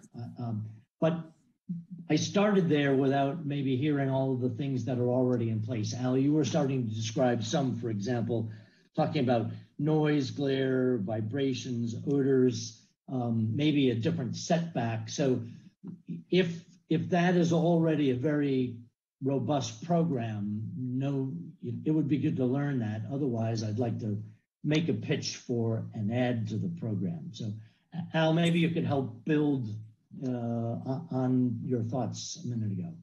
Will do. And so Lisa, maybe you could bring up the section. And so one of the things that we talked about, and I think maybe a number of the Greater East San Carlos folks will recall, one of the things that they wanted was a landscape buffer at the rear of the properties. In particular, when the area along East San Carlos was rezoned, and I believe that we built in some kind of a landscape buffer setback of 10 feet or so, and maybe Lisa can bring that up. But if you could find that section, Lisa. So if you can give me a second, it's not in the slide deck, so I'll pull it up from the code real quick. Sure. So what you'll see with this, and I'm kind of glad we're getting into this level of specificity, is that you'll see that as a building is closer to the residential, it has to be lower in height. So the farther away that you get toward away from the residential, you can kind of step it up like a wedding cake. And so that was how the zoning code was designed, and we built in some illustrations into the zoning code to kind of show, okay, if you're 20 feet back, you go up a certain height. There you have it. What does it say there at the back? Is that it's hard to read. It's a little blurry there. What is that 10-foot setback? That's a landscape. See that tree there? That's that 10-foot landscape setback that the neighborhood wanted. So that was built into the code. And then as you can see, it's a 30-foot maximum. Now, a height of a 2-story home is about 28 feet. And the idea was that that part of the building would need to be compatible with the maximum height of a single family home. And then if you went 40 feet, you go 40, and 50 feet away up to 50. And so essentially that's what was built into our zoning code. And I just also wanted to point out that the rear yard setback would be 30 feet. And on the single family housing side, our rear setback requirement is 15 feet, at least 15 feet.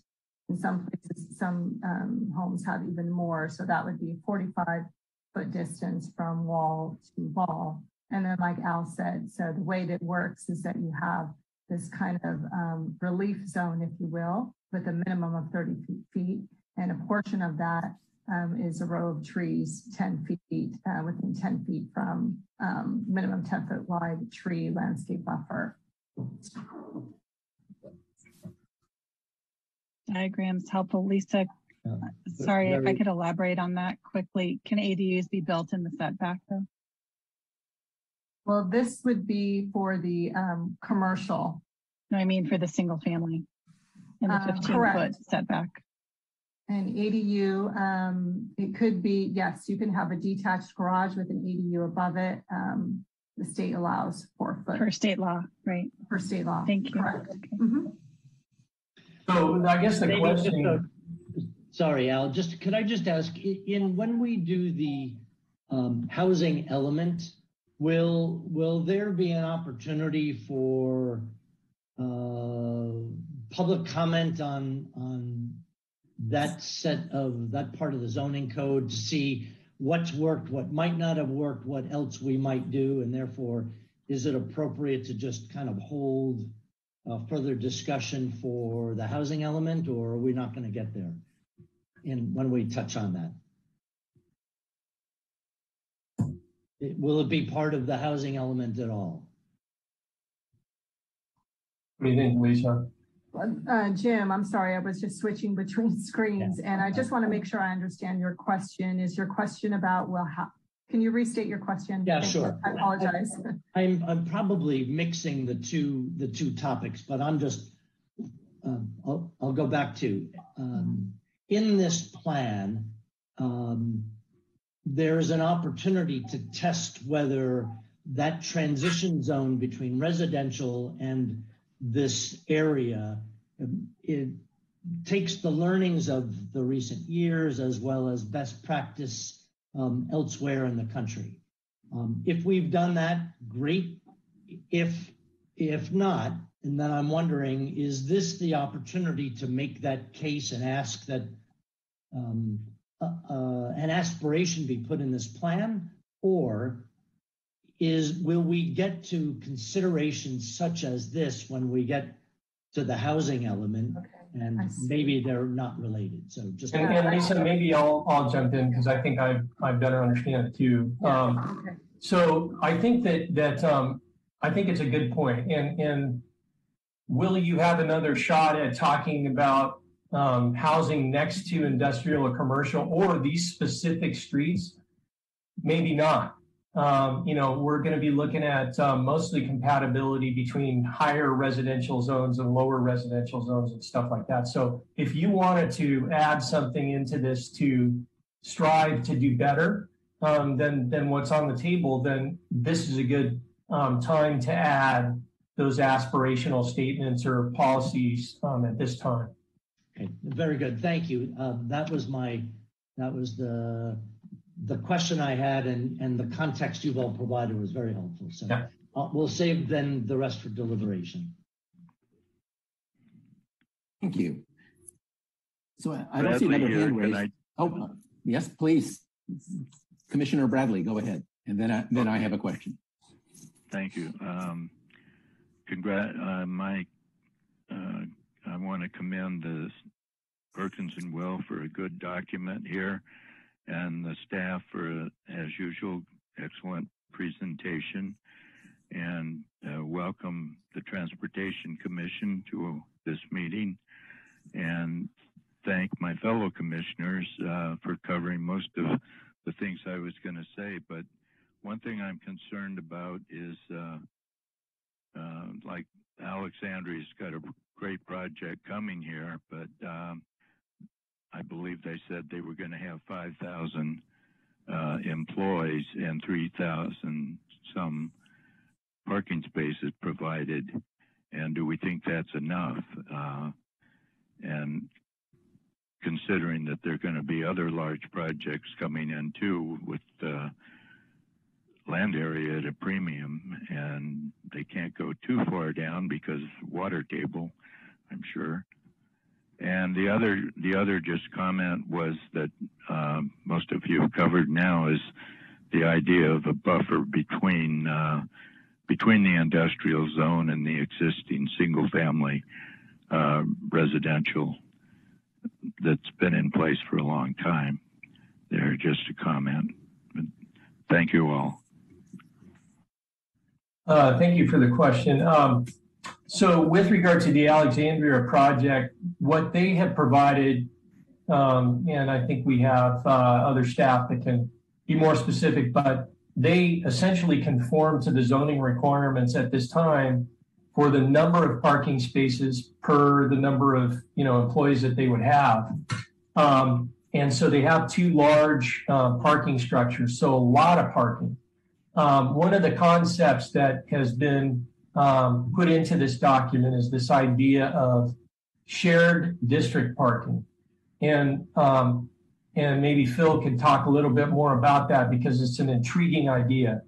And then on top of that, many of these parking garages, maybe in a few years, they might be obsolete in terms of the number of spaces that are provided because we're seeing autonomous vehicles usage increase and things like Waymo and other technologies where, it could be that these things lay fallow at some point. And so how do you, then the city ends up with this kind of a half-empty building, and so does the business. And they're extremely expensive to build. So one of the questions that has been, again, posed by Nelson Nygaard for the issues that they've addressed as a best practice is maybe we should look at providing the parking for a larger area than just a particular development project site to make use of those buildings and adapt as time goes on to changing conditions. So Phil, are you still I'm here. Yeah, no, talk to that a little bit. Yeah, no, it's I think a pretty good summary. I think the most successful districts we see that are really trying to bring that multimodal ethos, reduce congestion, think smart about parking, get the most out of the land, are doing so, bringing a district parking program. So doing more than just having single parcels with their own reserved parking that no one can access at any other time. We want to do what we can to make that parking a shared community asset. So working with the development community to make sure that their tenants and their core market is served by that parking, but that also in those off-peak hours, or if they're really successful with their trip reduction efforts, can serve a broader swath of, for example, some of the employees that we know struggle to find parking in the district. And that all can be managed. Again, there's a management overlay that goes with that in terms of permits, in terms of tools and technologies that we have. And again, I think we all want to recognize and capitalize on this amazing asset that this community has with the Caltrain station. It is, in this district, it's a gem. And with electrification coming, we're going to have greater service frequency, faster trips. And it's something that, again, where we want to right size that park and we don't want to overbuild it because I think the dynamic might change on that front, as Al alluded to. I might add too that with the COVID epidemic, a lot of people are working at home, and they won't return to the workplace in as great a numbers as we've seen in the past. It's just to happen. That's a great point, Commissioner. It's something we're navigating as a transportation consulting firm, and still the dust is settling on exactly how that shakes out. Exactly what share comes back to work. What we want to try to avoid is all the employees showing up on a core day and all of them driving, right? So again, this is where we need to have that suite of solutions for employees coming, so our network isn't overloaded, so our parking system isn't overloaded on any given day. I hear you. Thank you.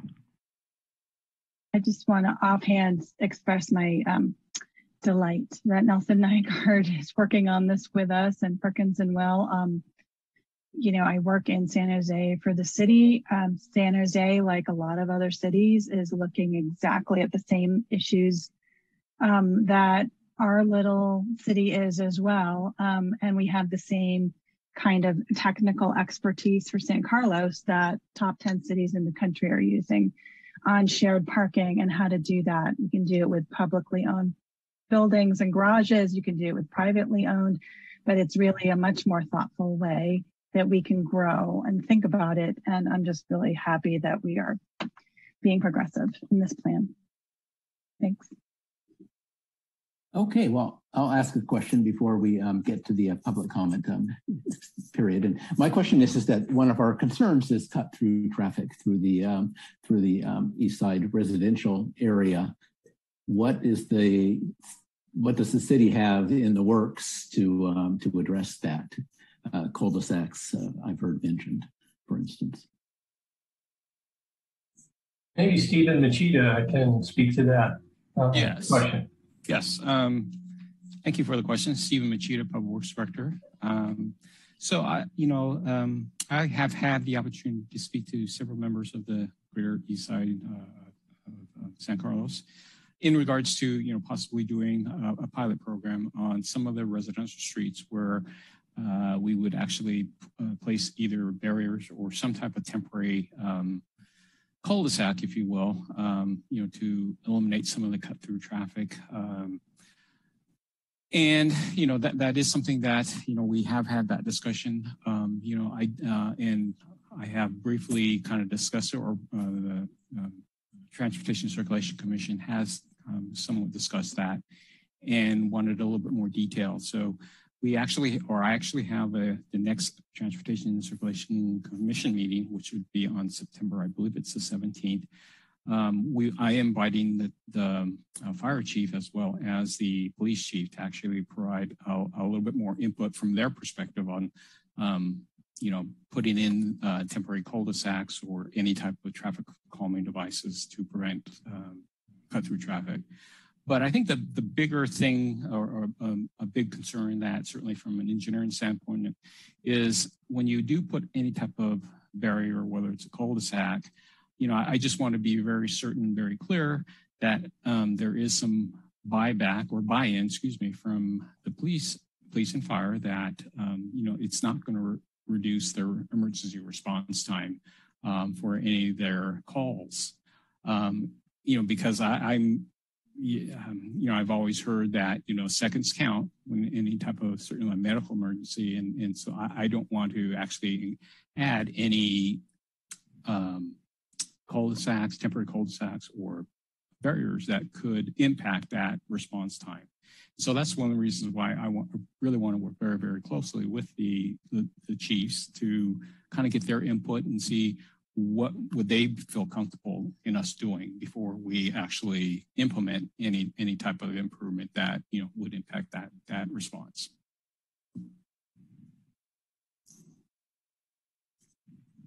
Okay, thank you.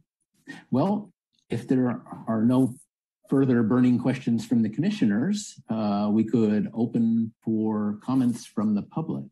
And public comment is limited to 2 minutes per person.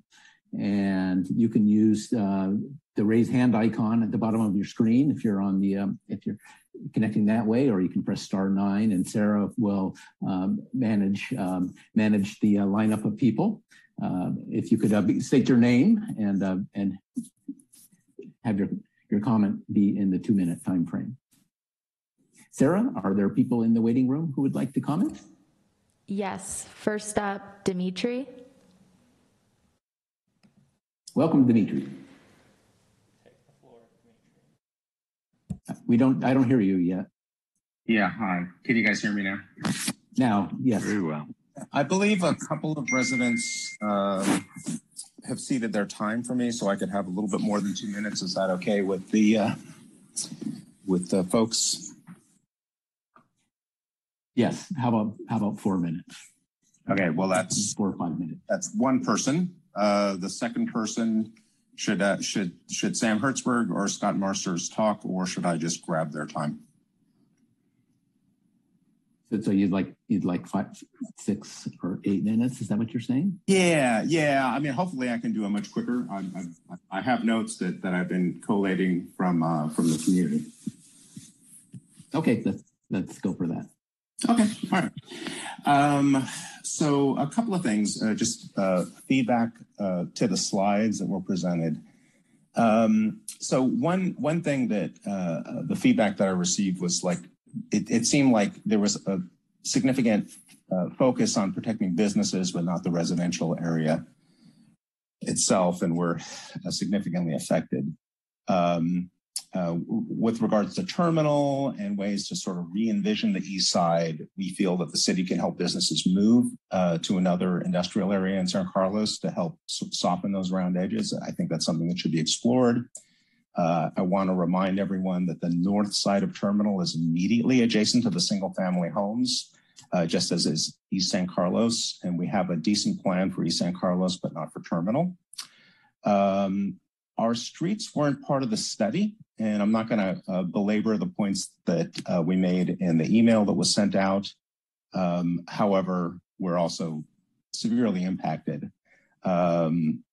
And I just want to remind folks that as a community, we fought very, very, very hard for that transition zone for East San Carlos Avenue, and we'd like something for the Hall Terminal intersection as well. I agree with one of the previous comments from one of the commission members about nothing about additional housing in the area. That's something that we absolutely do support, but we don't want 10-foot tall buildings, 10-story buildings right next to our single family homes. We talked about tiering, but we do support some additional housing on the east side along with other areas. We disagree about the statement that was made by the consultant that there are no opportunities for green space or park expansion. L'Oreal Park can be expanded. The high school district owns a large parcel immediately adjacent to L'Oreal Park, and we feel that that's an opportunity that was not presented that should be considered. Shuttles was kind of glossed over in the slides, but I think it's really, really important that in the slide deck, it talked about expanding transit at McHugh and Old County Road. I gave the traffic consultant an earful in an earlier meeting regarding this, but we have an agreement with the city about no new shuttles on Old County Road, and we actually did some study, driving the routes. We have a multimodal station that Caltrain, Samtrans got $4 million from the feds from. That is where we should be thinking about expanding shuttles. When we talk about community, there's a lot of discussion about community in the slides. The Greater East San Carlos neighborhood community does not feel that we were part of that definition of community because we really don't feel that there are mitigations to us. Basically, we feel that there's a lot of impacts. Regarding toxics, someone mentioned the bathtub effect. Basically, if we don't actually deal with the source and root source of the problem and the fact that there are significant toxins in our water table and in the underground water, I forget what you call it specifically, that by building bathtubs underneath each of these areas, you're only going to push the toxics to adjacent properties, and that's something that really needs to be studied. And then regarding traffic, there was nothing about, there is definitely the potential of 10 to 15,000 additional cars in this, that will hit our community and San Carlos as a whole. and one of the traffic and circulation committee members bringing up the issue of east-west traffic and connectivity to 80. That was absolutely spot on. That's an issue that really needs to be thought through, because there's going to be a significant impact on Britain. And we need to think about connection to 280 from San Carlos as well. Someone mentioned no impact with the amount of new cars and the amount of new jobs. That's really, really just not possible. There's going to be an impact, and we have to plan for it. And we also wanted to bring up the fact that while we are really happy that we have a parking program, it's not enforced regularly, and it's significantly a problem. Al mentioned the Alexandria campus EIR as a way to cover a lot of issues as it pertains to toxins and as it pertains to traffic, but that's just the Alexandria complex. It's not the 11 other planned developments on the east side. So I think we have to be honest about that. Loyola Park, as was mentioned in the email, is a 12 and under sports activities area. So we provided a lot of feedback from a lot of people about Loyola Park, and we're really, really surprised given that the consultants and staff talked about lots of community input. All of the community input was, hey, why are you sort of forcing a pedestrian and bicycle path through our residential community with a significant impact onto it and onto a park that really supports 12 and under kids. So I'm just really surprised that it's being represented as community feedback here. And then just to kind of wrap things up, we have talked for over a decade about preserving the integrity of Greater East San Carlos, our residential community, while allowing development in the industrial areas. We've talked about softening those hard edges with trees along the perimeter of our community. We've talked about tree-lined streets. We've talked about improving pedestrian crossings between north and south of Holly. We'd like to see more of that provided in this vision plan. We've talked about the partial cul-de-sacs, and Scott Marshers, who is a former Planning Commission member, has spent a lot of time on this. What we're talking about is partial cul-de-sacs set back from the corners to allow businesses to be able to have the ability to go in and out. We've put a lot of time and effort into this, and I'm a little concerned that it seems like the city is basically concerned about even doing a trial experiment to see how things work. Loyola Park expansion, again, this was a main talking point that we've talked about for 10 years. I'm really surprised that it's not part of the slides. The high school property that's an ideal opportunity for us to expand open space on the east side. And environmental remediation, again, these are our basic talking points that we've talked about for well over a decade. In our analysis, none of the planned developments had any type of environmental impact report statements.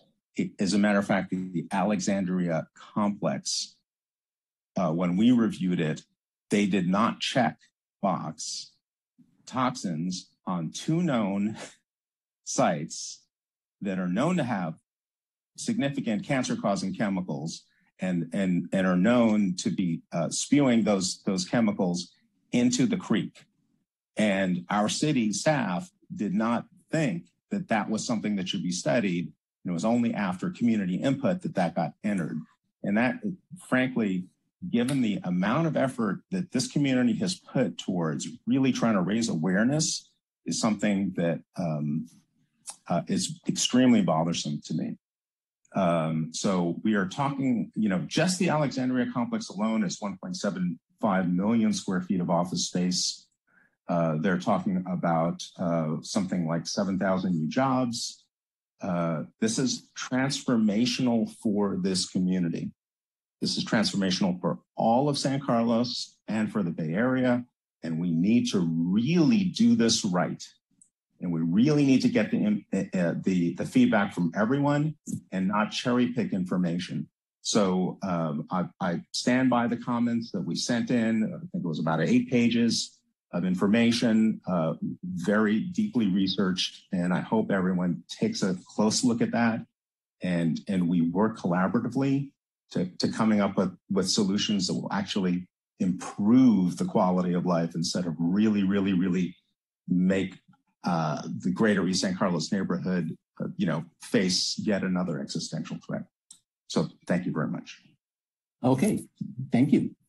Sarah, next caller in the waiting room, please. David Tusman. Welcome, David. Two minutes, please. Okay. Hey, my name is David Tusman. I'm a resident of San Carlos. Thanks for the presentation. I thought it was great. I've seen the consultants in various workshops I've attended. I really like that the commissioners of both transportation, circulation, and planning seem to really hear the consultant when they warned about the oversupply of parking, which will in fact lead to more car trips and add to the congestion everyone's worried about, and even warning against shuttles and aiming to more leverage and support and invest in the public transit infrastructure we already have. And so I'm glad to see the commissioners taking that to heart. To one of the transportation commissioners' point, asking about the jobs, housing, and balance, looking at sancarlos2040.org that Lisa talked about, it listed about 14,000 employees and 11.3 thousand households, which I wasn't sure Al listed or said like it was the good ratio is 1.5 something to something. I don't remember if it was households to jobs or jobs to households, but either way, that calculates we have 0.8 households per job and 1.25 jobs per household.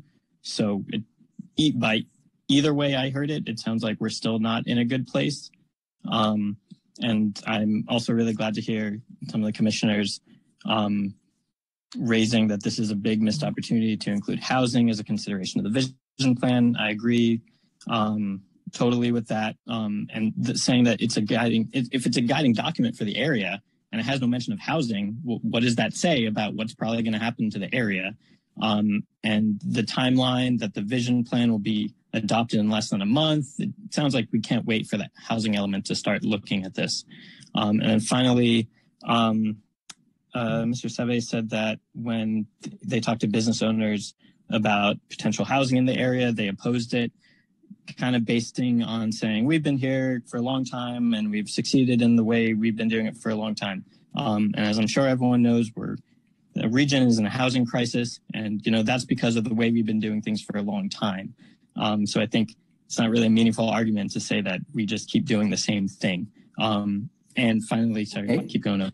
On that note, just asking business owners and existing residents about new housing doesn't really seem to make sense to me, because it's the business employees also that might benefit from living in that new housing near their jobs, which again can cut down on the congestion everyone's concerned about.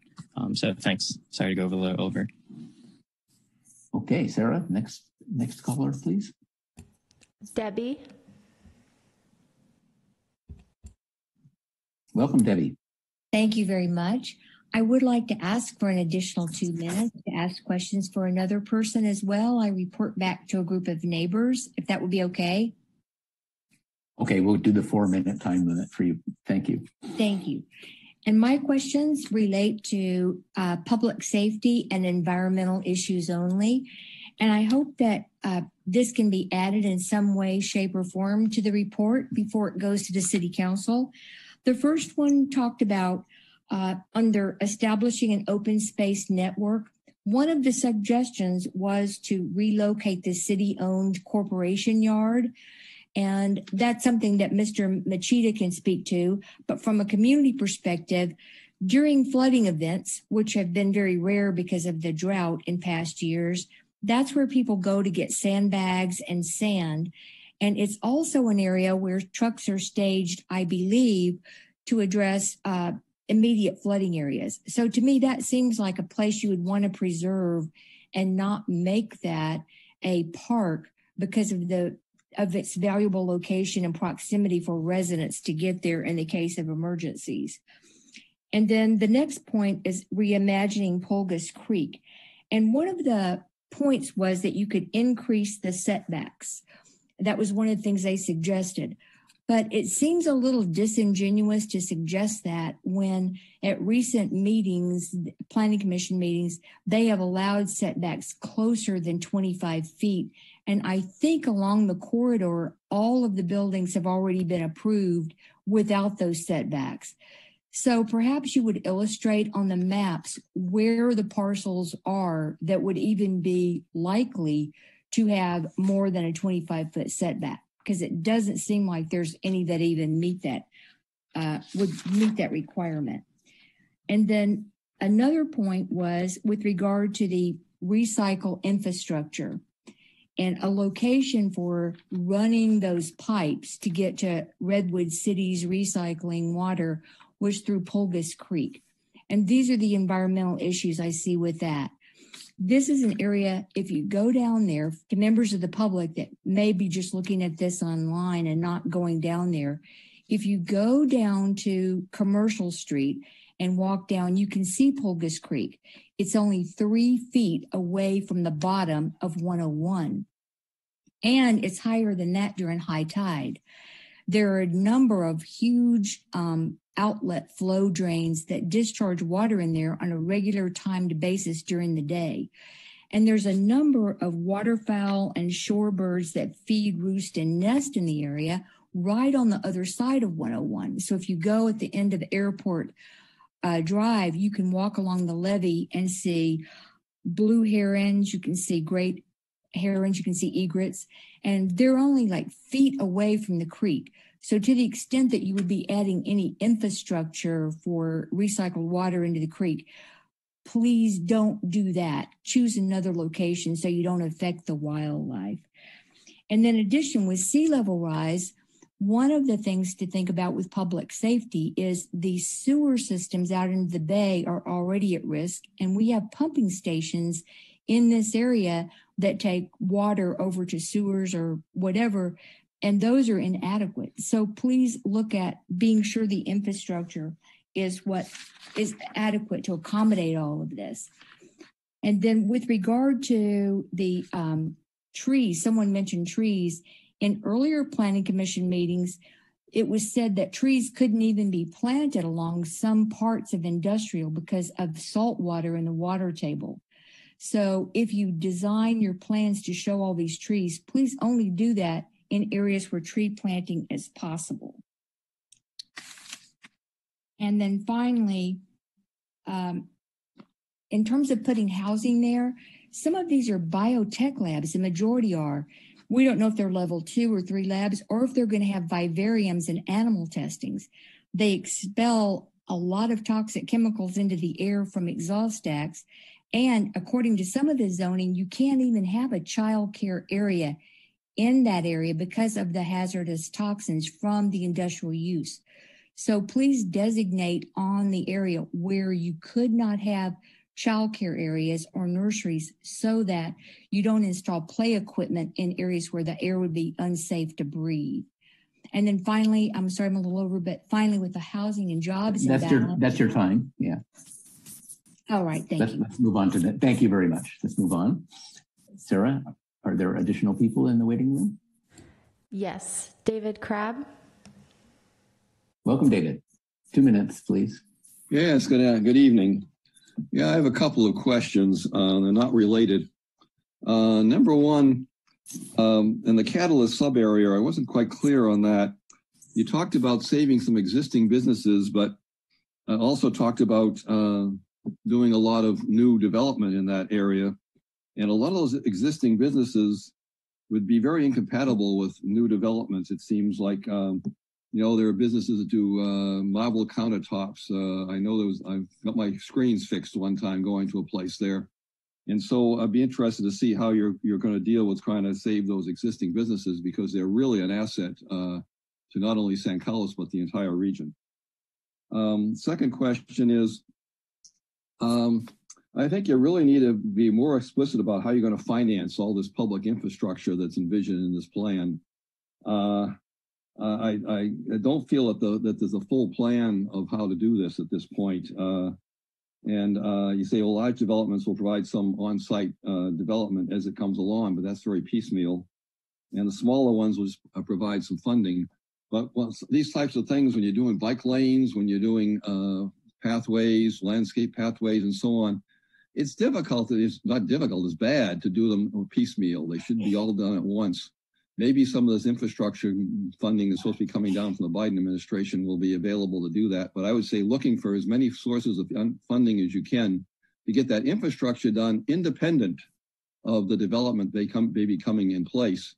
And maybe then you can get the developers reimburse you for that section of it that addresses them. And lastly, I agree with the jobs housing impact issues. The RENA 2,700 units is not even close to the number of housing units that would be needed to balance the probably 10,000 jobs or more that are going to be developed in this area, and it needs to be rethought. Thank you. Thank you. Sarah, next. Michelle. Welcome, Michelle. 2 minutes, please. Hi. Can you hear me? Yes. Okay. Hi, my name is Michelle Myrie. I have a family-owned business in San Carlos on Terminal Way. We're an aerospace manufacturer. And so I want to echo a couple of points. One that Dimitri had said about the parking not being enforced. We have issues with parking as well. Cars are left on industrial for days, and we often have to call them in.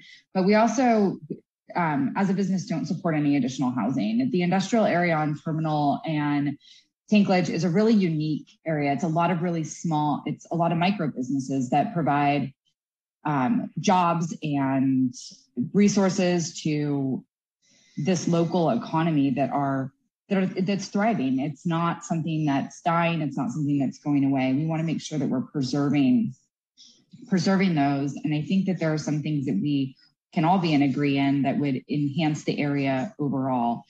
Pedestrian crossings, street lights, sidewalks that run the entire length of the street, which is something that we do not have on Terminal Way. But I also want to comment about parking, and that the industrial area in the East San Carlos, that whole area, we can't have any net loss to parking in any of the development. Parking is already a challenge, and both for residents and for businesses, for people that frequent our business, we need to make sure that we're going to preserve that. And I know that some of the streetscape designs that were presented do appear to cut into that. I think that covers my points. Thank you. Sarah, next caller, please. Bill Casey.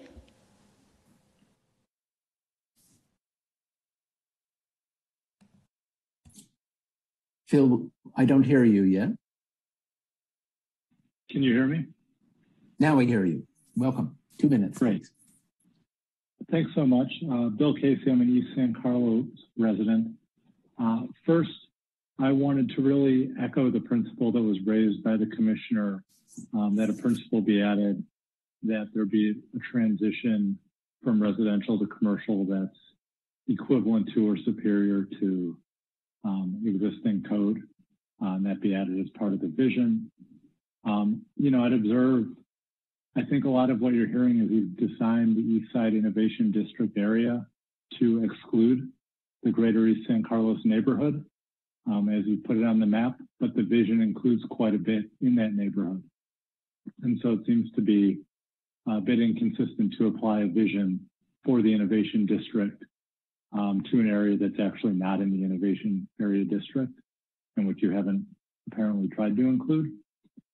And I note for the residential area, I'd just like to echo that cul-de-sacs are a great idea, and other things to minimize impact to the residential area, removing telephone poles, height limitations, all that kind of stuff.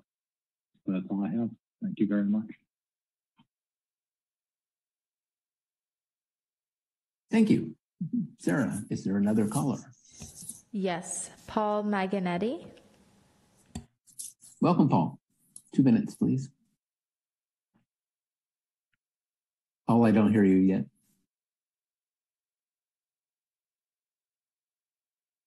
Can you hear me now? Yes, we hear you. Oh, good. Okay. I just wanted to give the councils some background on hazardous waste in the community. The entire proposed innovation district has a 70-year history of hazardous waste contamination from past industrial use. The contamination is to such an extent that some of the storm drains have added filters to trap PCBs and halogenated hydrocarbons upon order from the water boards. This does not prevent the Pulgas Creek stormwater pump station from discharging toxins into the creek and the bay every single day. This hazardous waste discharge is the responsibility of the city. Recent projects have been approved without proper notification to County Health or the California State Water Board Resource Control Board, water boards.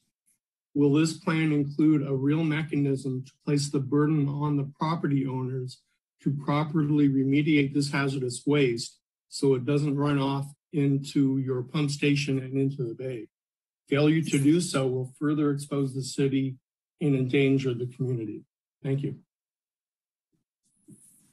Thank you.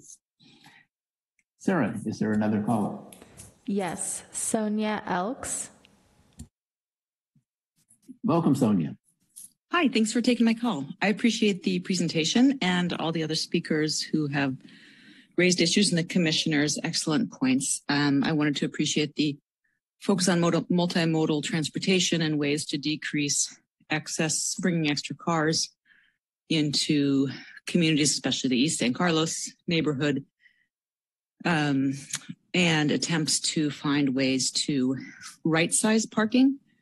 In the past, I would love to get more cars in our city off of streets. And if there's a way extra parking garages can accommodate, that would be amazing. But at the cost of $30,000 to $50,000 per space, that puts it in a whole new perspective. I can see the reluctance. Also makes me think we're very fortunate to have spaces in front of our homes at that price. It's just something to think about, how to get our parking appropriate for the businesses, especially the East San Carlos businesses that we need to support. I appreciate all these points that have been brought up and the complexity of trying to solve these issues. Also wanted to add the El Camino Grand Boulevard is a project that will help improve multimodal and traffic flow north and south, but east and west is still a major issue. I think those are the main points. Oh, and particularly, I want to really appreciate the callers who have talked about the need to make sure that the toxicity of, the pollutants are appropriately dealt with. It resonates very strongly with my concerns as well, and I appreciate everyone who brought that up. So I'm proud to be in this amazing community and glad that you all are working so hard to accommodate these concerns. Thanks. Thank you. Sarah, is there another caller? No other callers. Okay, if there are no further callers, I would entertain a motion to close the public comment period of our meeting. I will move that we close the public comment period. Thank you for the motion from Commissioner Garvey. Do I have a second? I'd like to second that. Thank you. Roll call, please.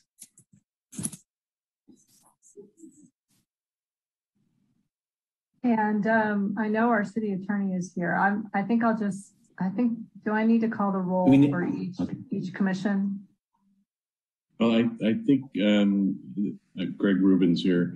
It's not really necessary for the study session to close the public comment period because this is going to be an ongoing matter and you're not making a formal decision tonight. You're just giving direction. But I understand the sentiment of the motion was just to simply signify for the record that you ended the public has exercised their opportunity to speak for tonight's meeting. Yes, indeed. Okay, so we can dispense with the formal roll call, and we can move into the deliberation phase. And I'd like to offer of course, all the commissioners can make comment as they like, but I think we could add the most value if we can kind of perhaps align on some of the key gaps that we feel should be highlighted, or key things that should be addressed. If we can get any kind of consensus identified, then that will lend a greater weight to our input. I'm sure the staff is collecting all of the comments, both from what we as commissioners provided and what the public provided. And by the way, thank you very much to all the callers. Really appreciate all that input, and all of that is being noted and collated and synthesized. But we can add extra value if there's some areas that we all agree on, and we can kind of point that out. That'll carry more weight with the City Council. So with that editorial comment, I'll open it up for questions. I think the hand raising process works pretty well. If you have a question, raise your hand or a comment. Commissioner Clements. Thank you, Chair. I tend to always have a question. I hope that my colleagues do not mind. I had two questions. I think both are for staff. One, is there an identified potential alternative site for the courtyard?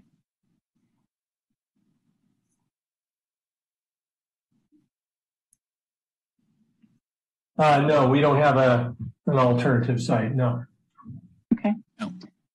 Thanks. And I know it's fairly large, so it might be hard to cite another 2-acre courtyard somewhere else. But also a laudable goal to talk about the value of that much land in key locations. Second quick question is what David Crabb had mentioned. Is there a companion financing plan that would go with the vision? Is that a separate document? Is there some sense about what the infrastructure could cost and how that could compile and what the sources would be? No, we don't have any numbers on that. However, what we could do and may do at some point in the near future is to get a linear foot cost of undergrounding and new roads, and based on the roadway sections that we showed you this evening. We require that developers, like in front of these developments, we will require as a baseline that they underground utilities and provide sidewalks based on the sections that you were shown this evening.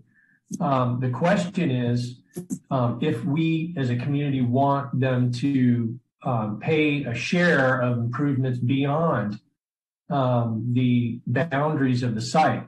For instance, the building that's out there in the 800 block of the industrial, we required that they, as part of the development agreement and community benefits, that they contribute to the East Side Connect project from Commercial Street north toward the greater East San Carlos neighborhood. We completed that program a number of years ago to improve the streets and sidewalks and underground utilities, but it only goes to the edge of the residential and not down to the commercial. We believe that needs to be done. So that was one of the things from a community benefit standpoint. That is where the dollars come from. Partially, maybe a good portion of it would come from each of these development projects because they will be significant in terms of the value of the benefits.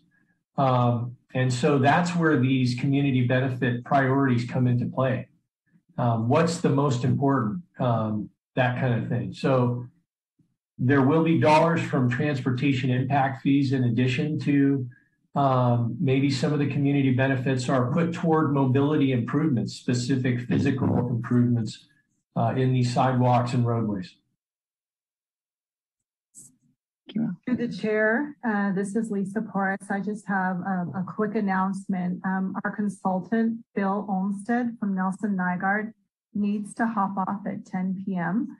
So if there's any additional questions or deliberation concerning matters about, the transport TMA, shared parking, circulation, traffic, maybe the commissions could, ask those questions right now or before 10 while we still have Phil. Apologies, I have kid duty tonight, so I'm trying to navigate this. So apologies to all. Well, Chair Nierenberg, is your question related to Phil's purview? Oh, you're on mute.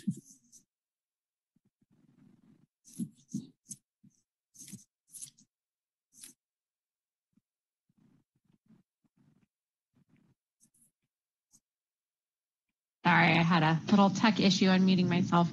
I have kind of two more deliberation than questions. So the housing one, which I think is a big one that we should discuss while it's early before all of our public here, who probably is very interested in that, needs to go. But from a deliberation point relevant to the areas that Ms. Porras just mentioned, I would just really strongly emphasize that I know that we are going to talk in the EIRs and whatnot about circulation outside of this very narrowly defined zone, but I think it has to be in this policy. There has to be some sort of policy and vision statement about circulation throughout San Carlos more broadly. If we're bringing in 7,000 jobs or something like that, they are not all taking the 101, and unfortunately, they are not all taking public transit. And the issue of circulation through the city to get to the 280 and to get to other, to El Camino South, to get to Alameda, all those other ways is a constant issue on the Transportation Circulation Commission. So I would say that there has to be some vision about how this is going to impact the rest of the community and how we're going to manage that impact from a circulation perspective. And it's currently lacking that aspect. I guess I would like to give reinforce what you just said, in that I get it that we want to focus on the demand. I think I kind of call it the demand side, getting people to use the public transport, multi-modes. All of that is great, but still we need to plan for the additional traffic that would most likely result. So it's a tough nut to crack, in that if you build it, they will come kind of, so if we put in giant interchanges to allow lots of cars to get in and out easily, lots of cars will come, and we're not getting anywhere. But still, some survey or understanding of the greater impact. It just seems, I agree that would be an important thing to highlight as a concern for the community, and to have a path forward to understand that. I would just add as a note to that comment as well, and to Mr. Sabay's earlier comments, I would strongly suggest that those be required to be paid by the developers. In our experience on Transportation Commission, whenever we bring up or whenever ideas are brought up of ways to mitigate, kind of impacts, we are constantly told that the in-lieu fees are not enough to cover the actual costs of building, downtown parking structures or interchanges, things like that. We do kind of, I know that the EIRs and the developments cover minor upgrades, but in order to cover these major upgrades, we need to make sure that A, that they're planned out in a comprehensive fashion, and then B, that those costs are covered by the developers. Because if it falls on the city, it's not going to happen. And we already have well over exceeded our capacity on our streets and are constantly dealing with complaints about circulation issues, especially on our main arterial streets. So I would just strongly suggest that also be something in the vision, that those costs are covered by the developers. Commissioner Garvey.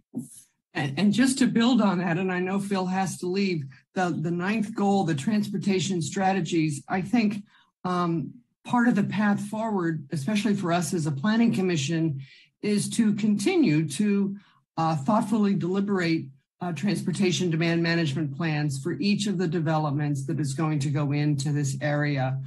And not only to ensure that a strong transportation demand management plan is adopted, but that it's monitored and it's followed up on. And I know a number of my fellow commissioners have been more aggressive with what the monitoring looks like.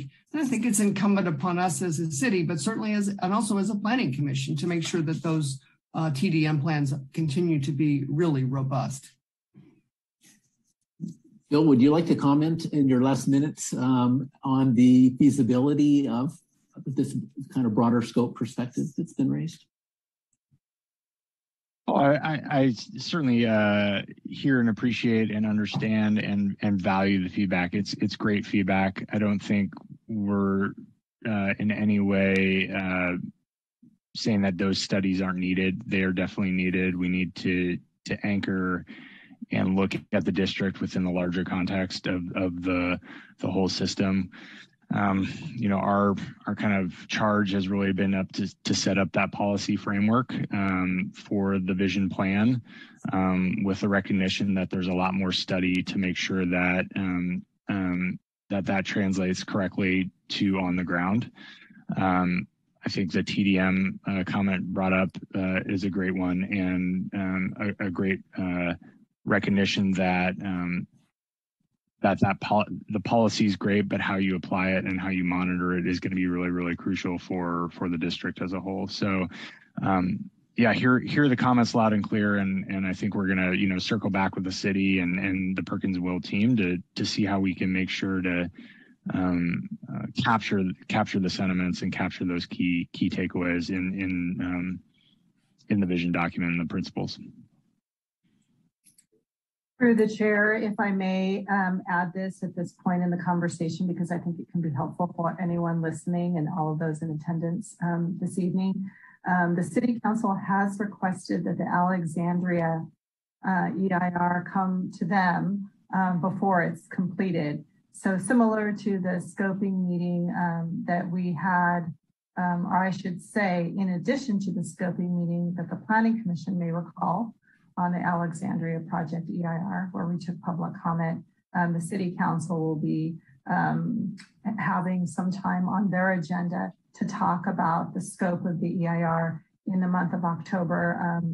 It's either the first or the second meeting. I think it's still being calendared, but I just wanted to let members of the commission know that the City Council is going to take that up, and anyone who's listening. Thank you. Are there questions or comments from commissioners or anybody else on the panel on this particular topic before we move on to other ones?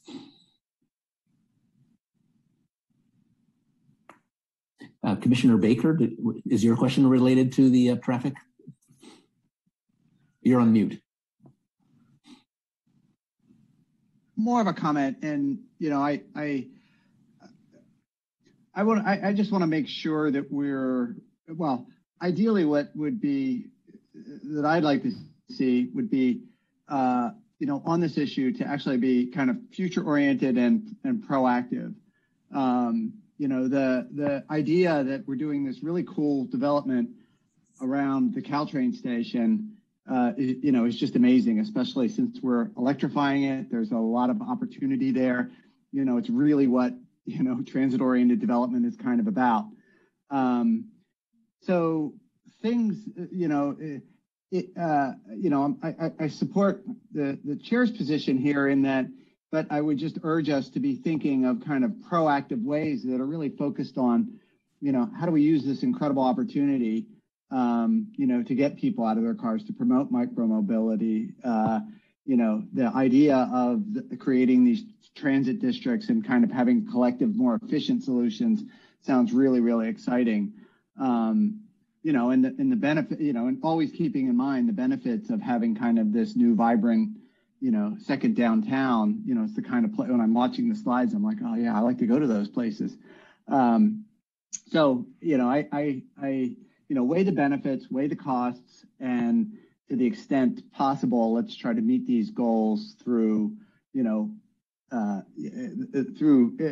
line with this future-oriented vision.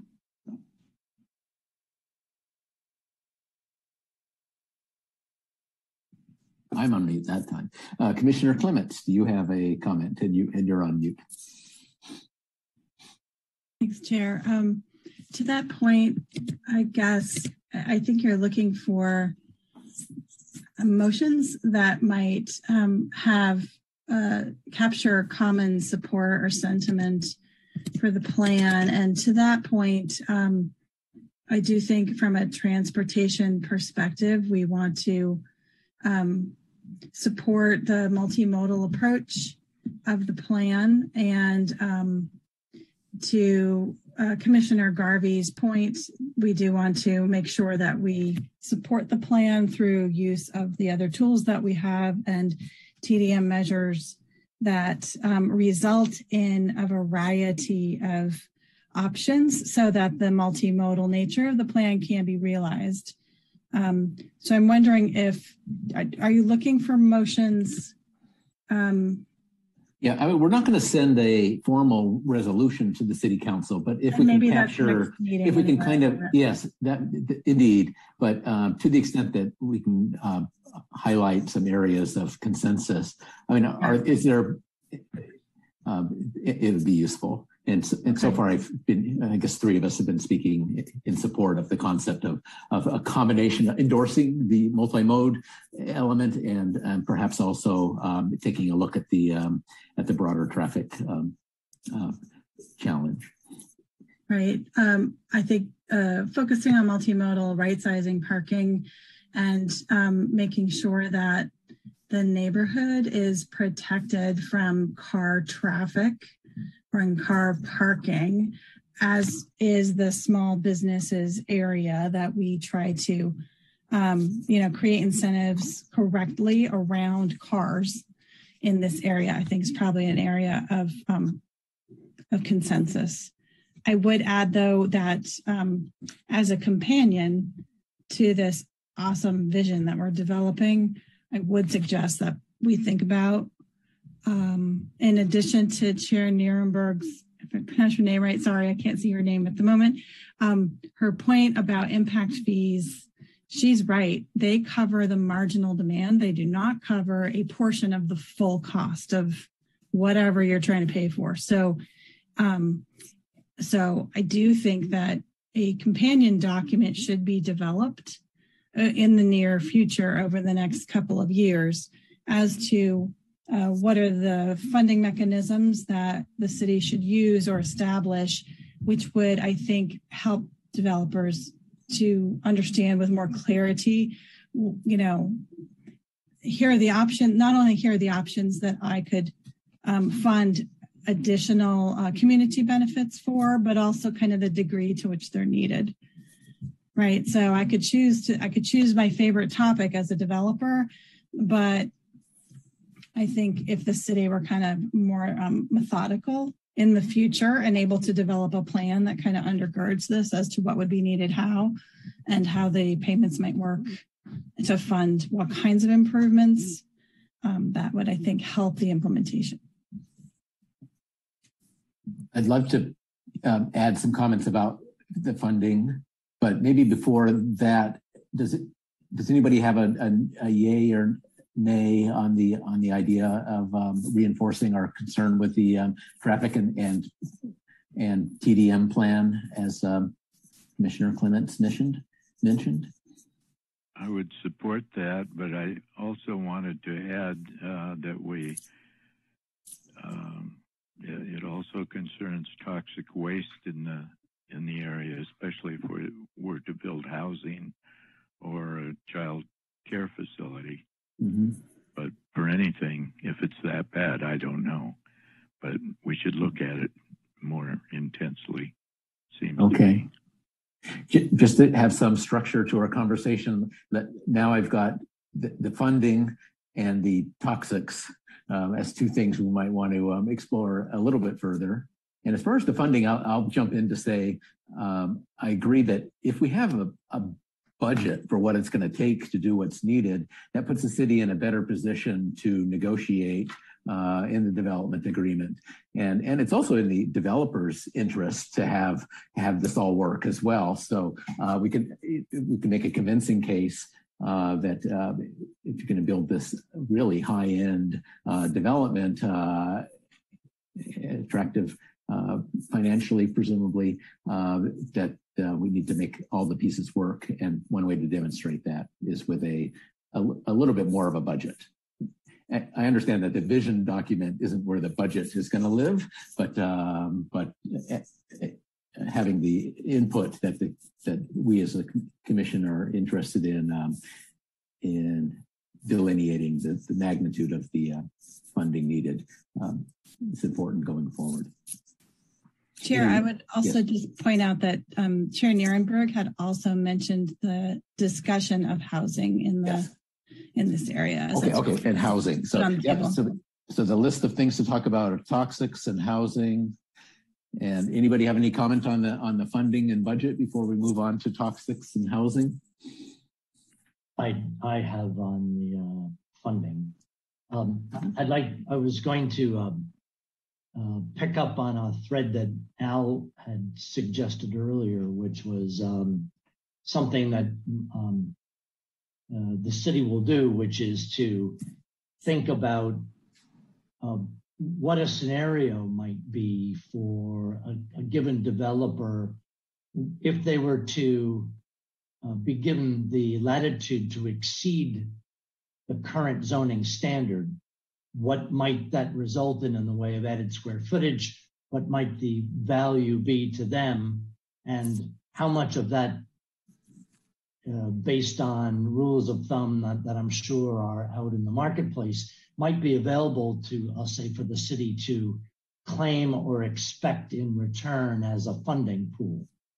And it just struck me listening to Al and then the commentary from all of the colleagues here that that piece of work done high level but thoughtfully across the whole innovation district might result in an order of magnitude scale.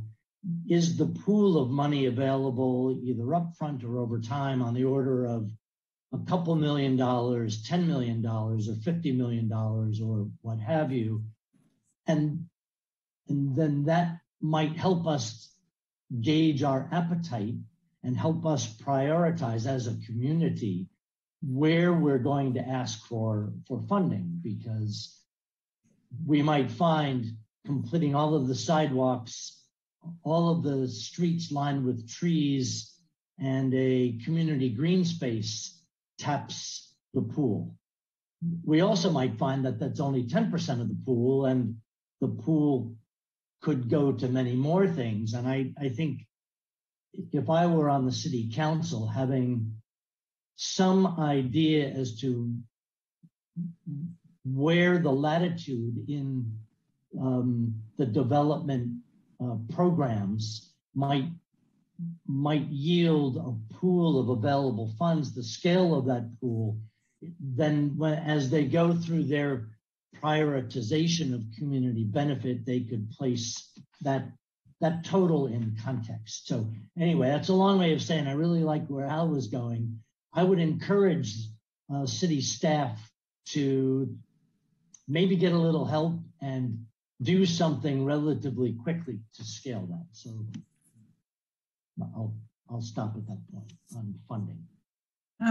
Building on that, if I could ask staff just a quick question. What I've seen is that HRNA does that value, that community benefits amount available calculation only on a project by project basis, that it's much harder when you don't have an actual project in front of you, but you have a district with potential projects that aren't really scoped yet. It's harder to do that estimate, but to Commissioner Iacopone's point, it would be cool if somebody could do estimations, and even, with today's construction costs or escalations built in. Does anyone know if that kind of forward-looking report can be done for a district, not just a project? Maybe Al's had experience of this. Yeah, I think, if Stephen's still on the line as the Public Works Director, he'd probably give you maybe a closer answer, but I think the answer is yes, you could. You could take a district and you could say, okay, here's the street width section for this, street. Here's how big the sidewalks are. How much would it cost, for this street? And you kind of add it all up based on what you want, kind of the menu of streets and mobility that you want. And you can come up with a dollar value for the entire thing, or at least, street by street, and then fair share. You can do that, I think, but I'd like to hear from him. And then it's prioritization. It's like, there's a lot of other competing interests in the community for daycare and, open space. And so then it's like, well, what do we prioritize as a community? And that's how we got back to how the council can do that. So, Stephen, are you still? Yeah, Al. So, Al, actually, what you explained is pretty much, what is actually done. I mean, he talks about from a street standpoint, and certainly you could look at from trees and planting, sidewalks, curb gutter, all that. So that certainly can be done. Sometimes it's a little bit harder, but we have other documents that we can use, like for our sewer master plan. Basically, our sewer master plan looks at overall plan of the area, and if there's any changes, we have to modify that sewer master plan, whether some of the pipes need to be upsized or maybe repaired, or we have to kind of redirect flow or add additional trunk line, or as I think one of the callers had talked about, some of the pump stations that we might have to do, and this would apply for both storm drain as well as sanitary sewer. You also have to look at some of the overhead utilities, PG&E, cable, and see what that cost would be. And those, it all can be done. And certainly it's kind of the best information that we have available at the time. However, prices do change, as we all know.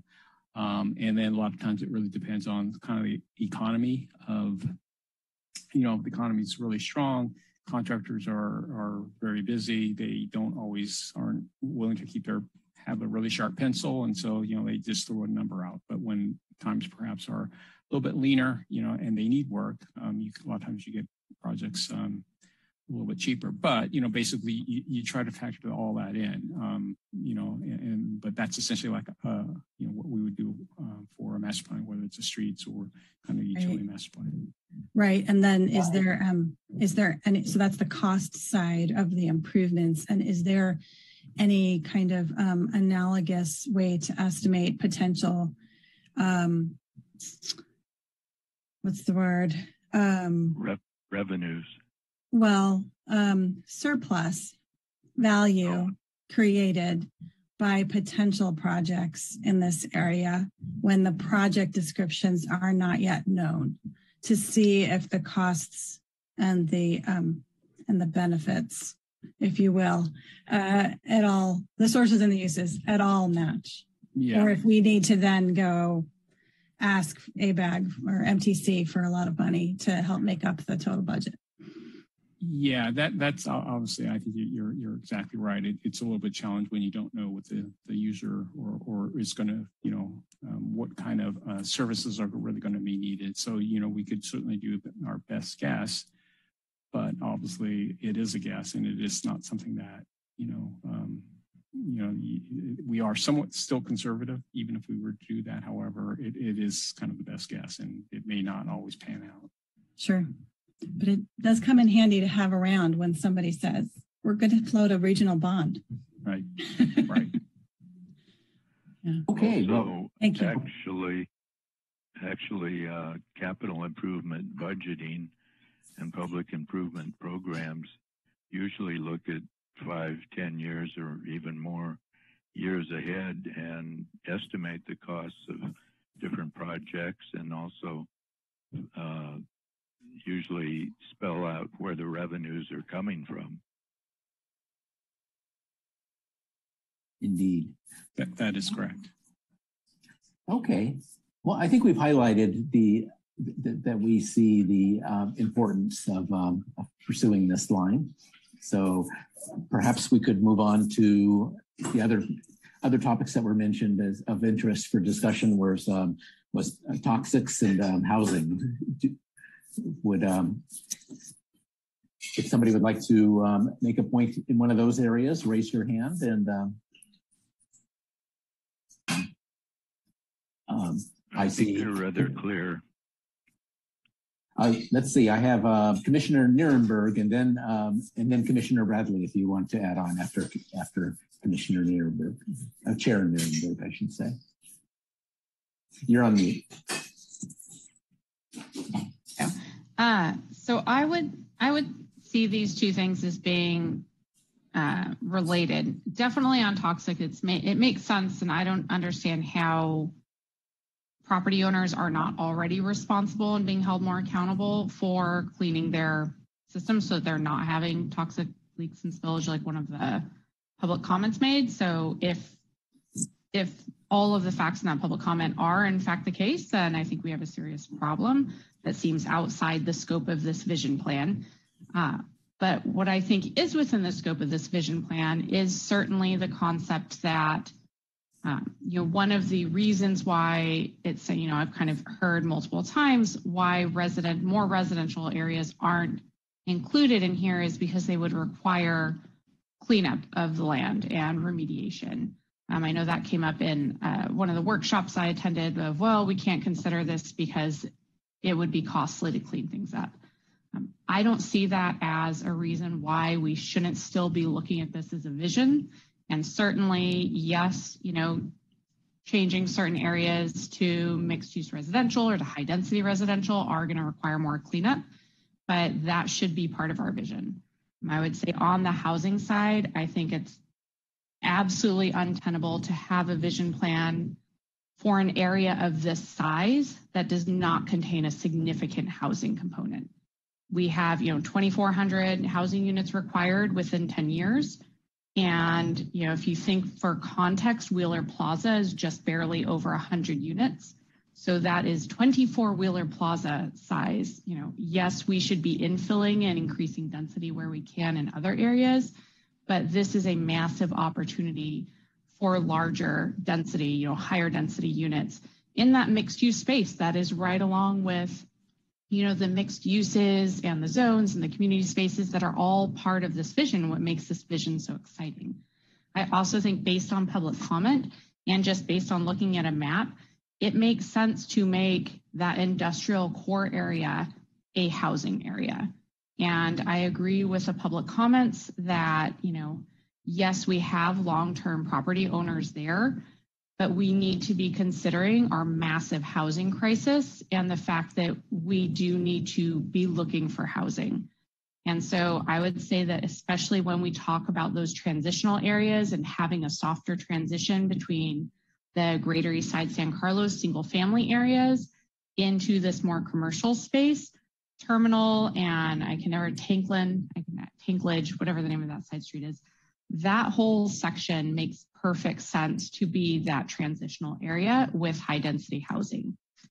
Definitely keeping in line with Lisa showed us with that existing transition for height, but you could use that, north side of Terminal for the lower, level housing, townhouses or something like that, moving into higher density housing across the street and then on Tanklage, whatever that one's called.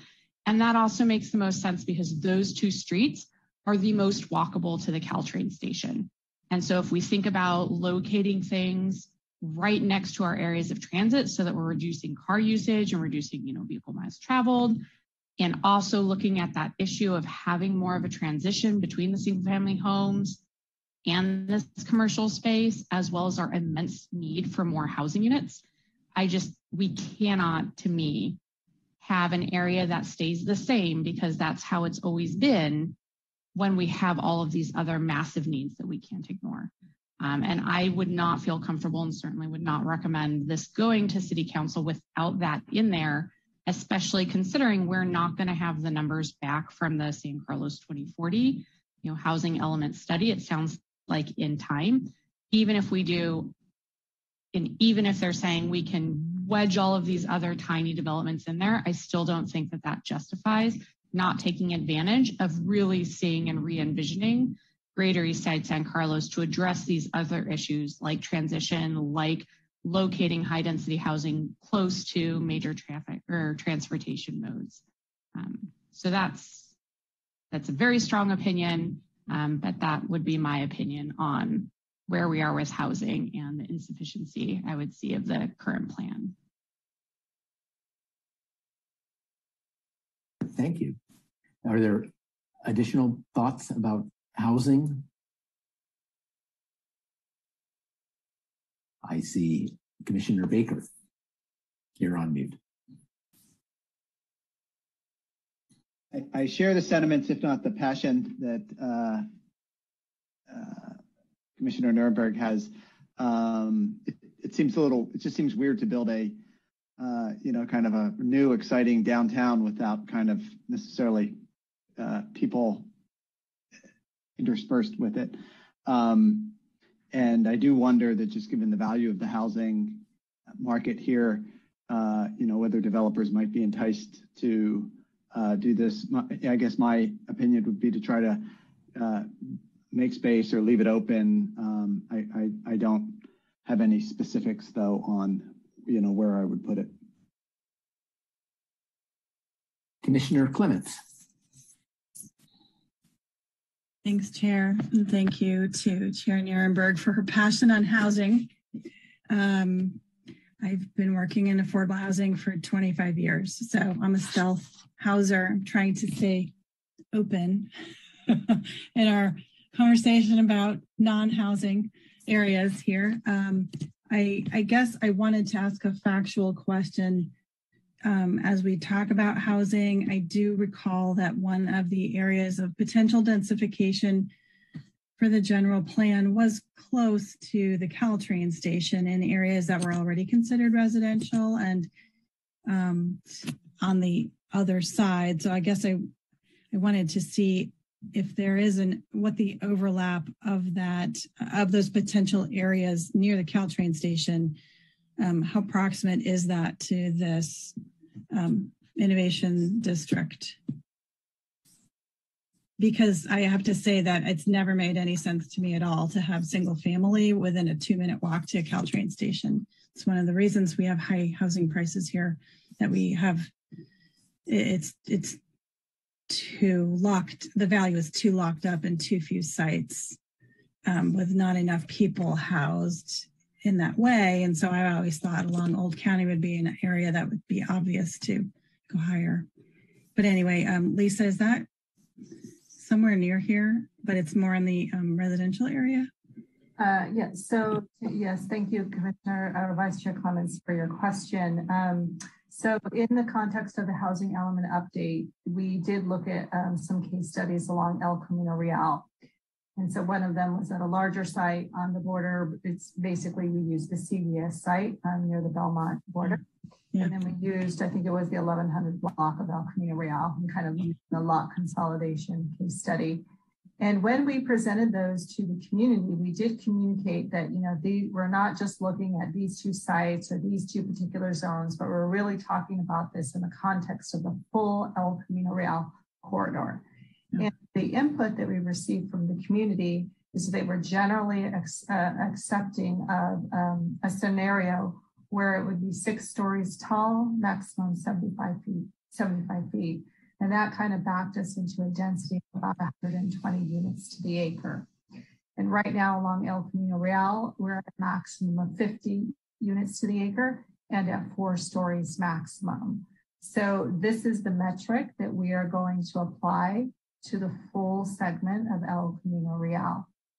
And then we also communicated with the community and questioned, their feelings about extending that kind of development concept, 75 feet to other areas of the city that were already mixed use, such as San Carlos Avenue.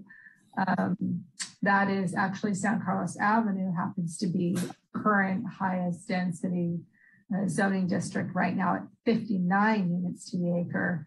So we're looking at extending that concept up San Carlos Avenue as well.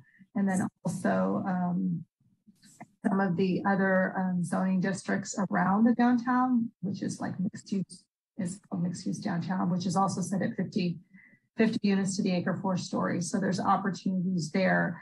The area that we're not going to aggressively apply that to, I should say, is like the historic core, 6, 7, and 800 blocks of Laurel Street. But areas, even like the mixed-use neighborhood zone, which is only 20 units to the acre and really, really limiting the amount of units that can be built, we're looking at increasing that as well. So we're kind of right in the middle of this analysis where we're identifying the sites, we're taking out what's already been developed, and we're going to apply these numbers. Actually, we'll be working on that next week with our consultants. So we'll start to get a picture of how close we're going to go. And then, we're going to have to, see where we land and then what we may have to do after that. But that's kind of like the first step, is starting with what's already zoned and then moving on from that point if necessary. And so it's more on El Camino is what you're saying than on Old County. Is there anything in any potential densification that had been being tested on Old County? And I realize it's right on the tracks, but. Yes, there is a segment of mixed use development. So the majority of the residential land use on the east side of the tracks is of course single family residential, but there is it's sort of formed like a T. It's a mixed use designation that goes up East San Carlos Avenue, ends it up obviously Industrial Road, but then goes west towards Old County Road and then goes out across Holly Street.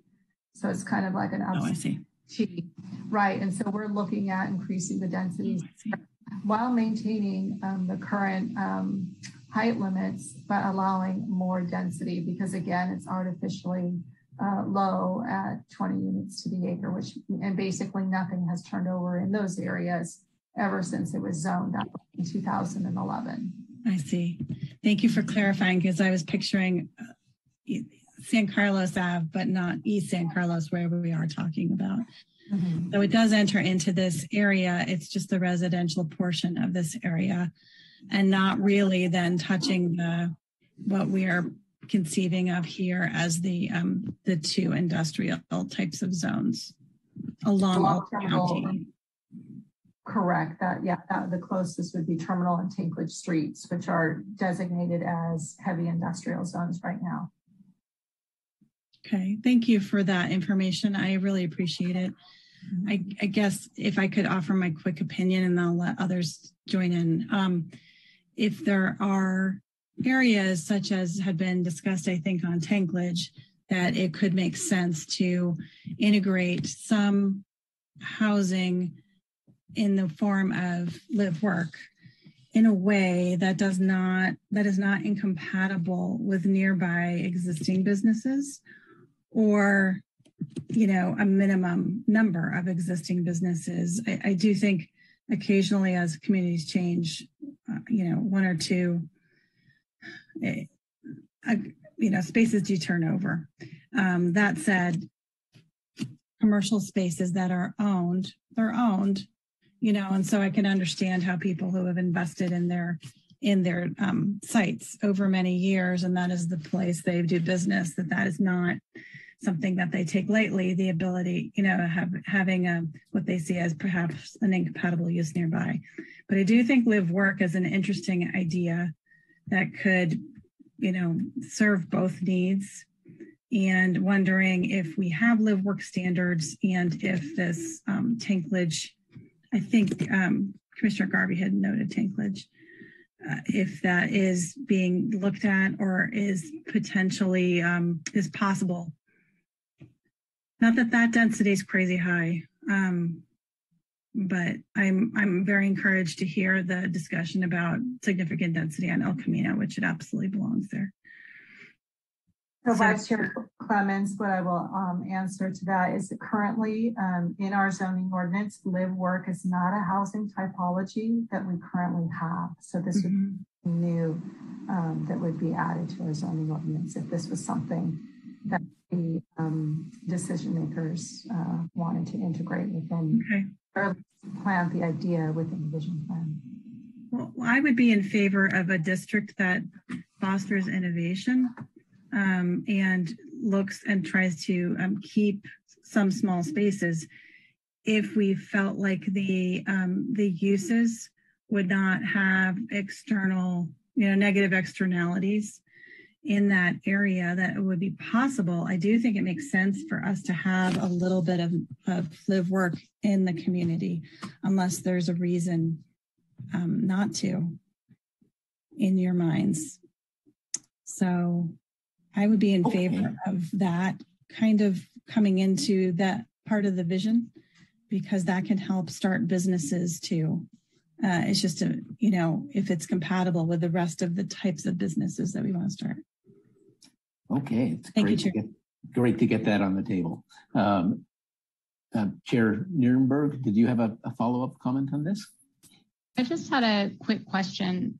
With the note that Terminal and Tanklage are zoned as heavy industrial, is it compatible to have mixed, residential and heavy industrial in the same area? Kind of, to me, that seems right. Well, I would just add to the question, it seems like heavy industrial in any case should not be immediately adjacent to the existing residential area. So that just seems like a poor area for that to continue existing. But is it even possible for us to mix residential and the existing heavy industrial, or do we have to make a decision of whether this stays heavy industrial or whether we decide to change it and have it become something else? I fully support live work. I think that's a fantastic idea for the mixed uses, but is that possible given its current zoning? If Al would like to add anything after my comment, please jump in, Al.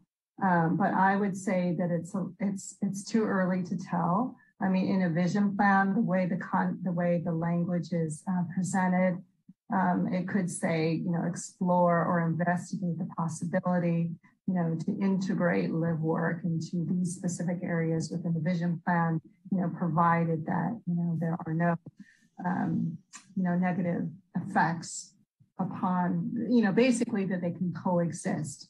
And I believe there's probably some examples out there in other cities where there are certain types of housing.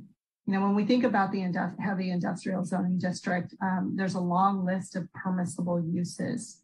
So if we were to say, look at possibly adding or allowing a live work type of use in that area, we would want to take a look at the entire list of permissible land or uses that can go into an industrial district, because it could be something that's kind of lighter and something that's really heavy, like the cement plant, right?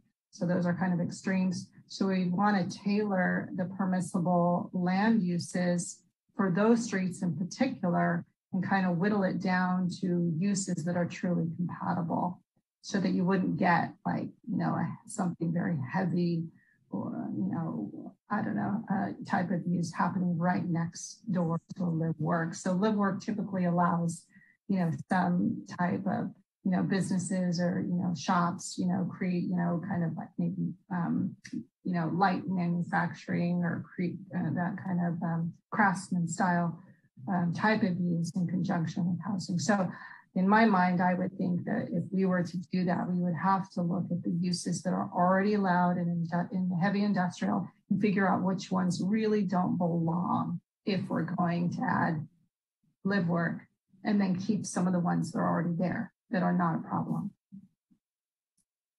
So, I mean, the vision plan, I mean, we're taking all of this in, we're going to pass all this information to the city council when we have their study session. But as this vision plan moves forward, and if it's decided that, yes, there needs to be some sort of statement in there so that, you know, the city is now like looking at that as a potential, then, you know, it's kind of appropriate language to kind of include in the vision plan if that's something that the decision makers say, yes, we want staff to investigate that further. Let's figure out how to do it. But to answer, we're still today, it would be hard to say. It's something that we would need to investigate closely, I mean, deeply. Commissioner Bradley? I would like to look at, or have the city council look at the big picture, and do we really want heavy industry in that area or anywhere in the city? We got rid of a big cement plant and paint plant, and now it makes room for some life science and office buildings and housing too. Multiple housing, of course, would be more appropriate. So I'd like to think, all of us to think about, do we really want heavy industry? Do we have that much land in the city that is buildable? I question it. Thank you.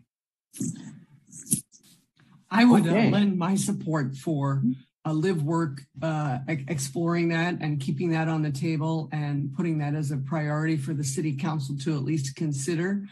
Given the proximity to Caltrain and given, as Vice Chair Clement said, there could be real opportunities down there to walk quickly and easily to Caltrain and to be near businesses that are compatible. So I would support that.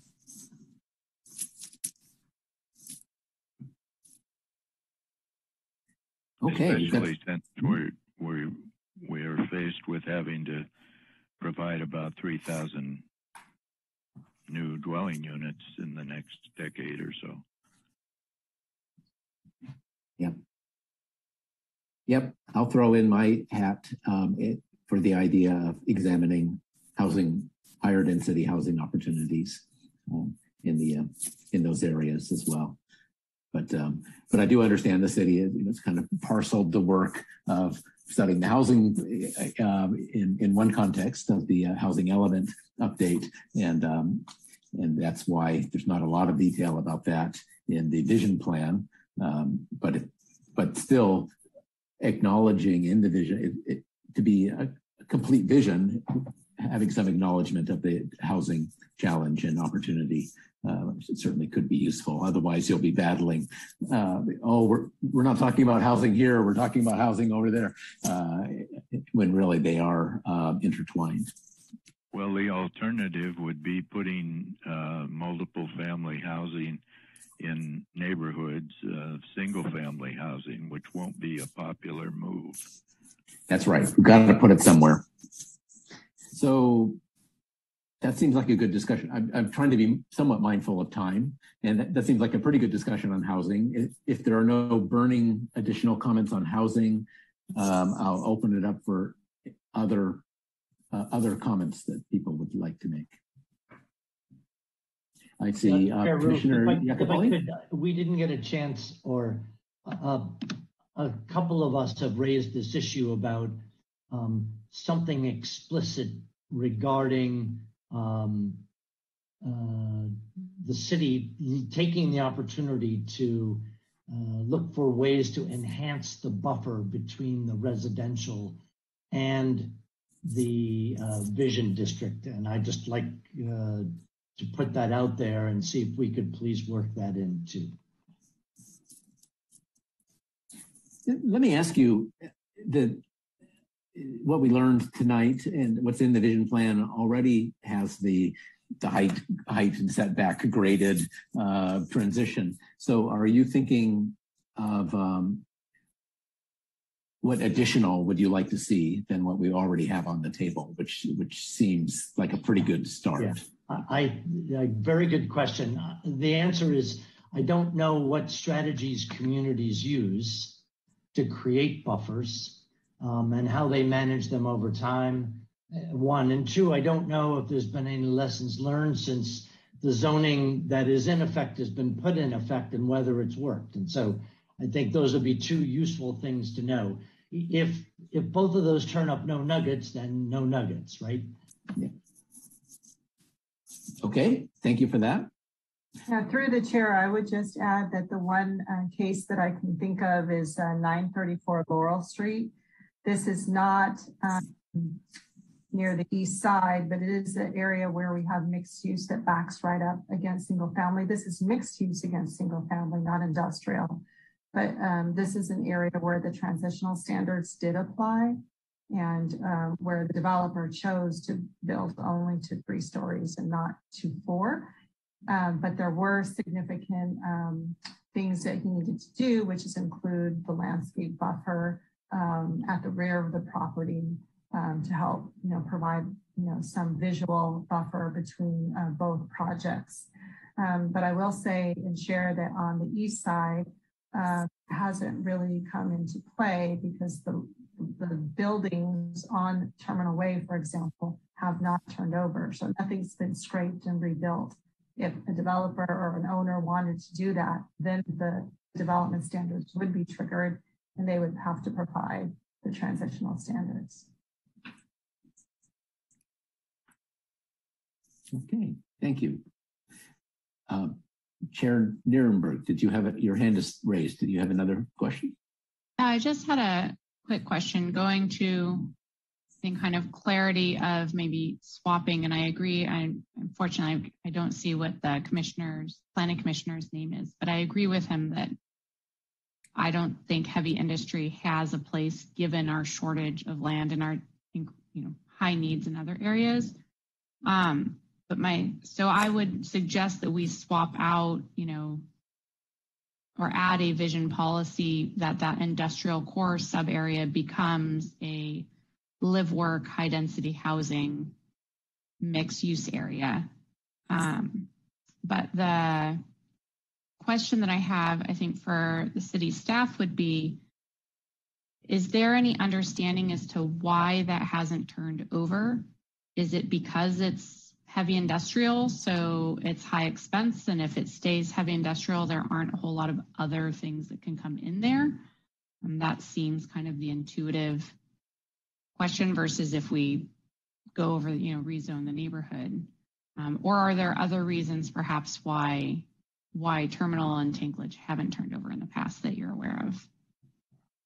And just to clarify, do you mean turnover like why haven't the existing businesses like rebuilt their industrial or commercial businesses?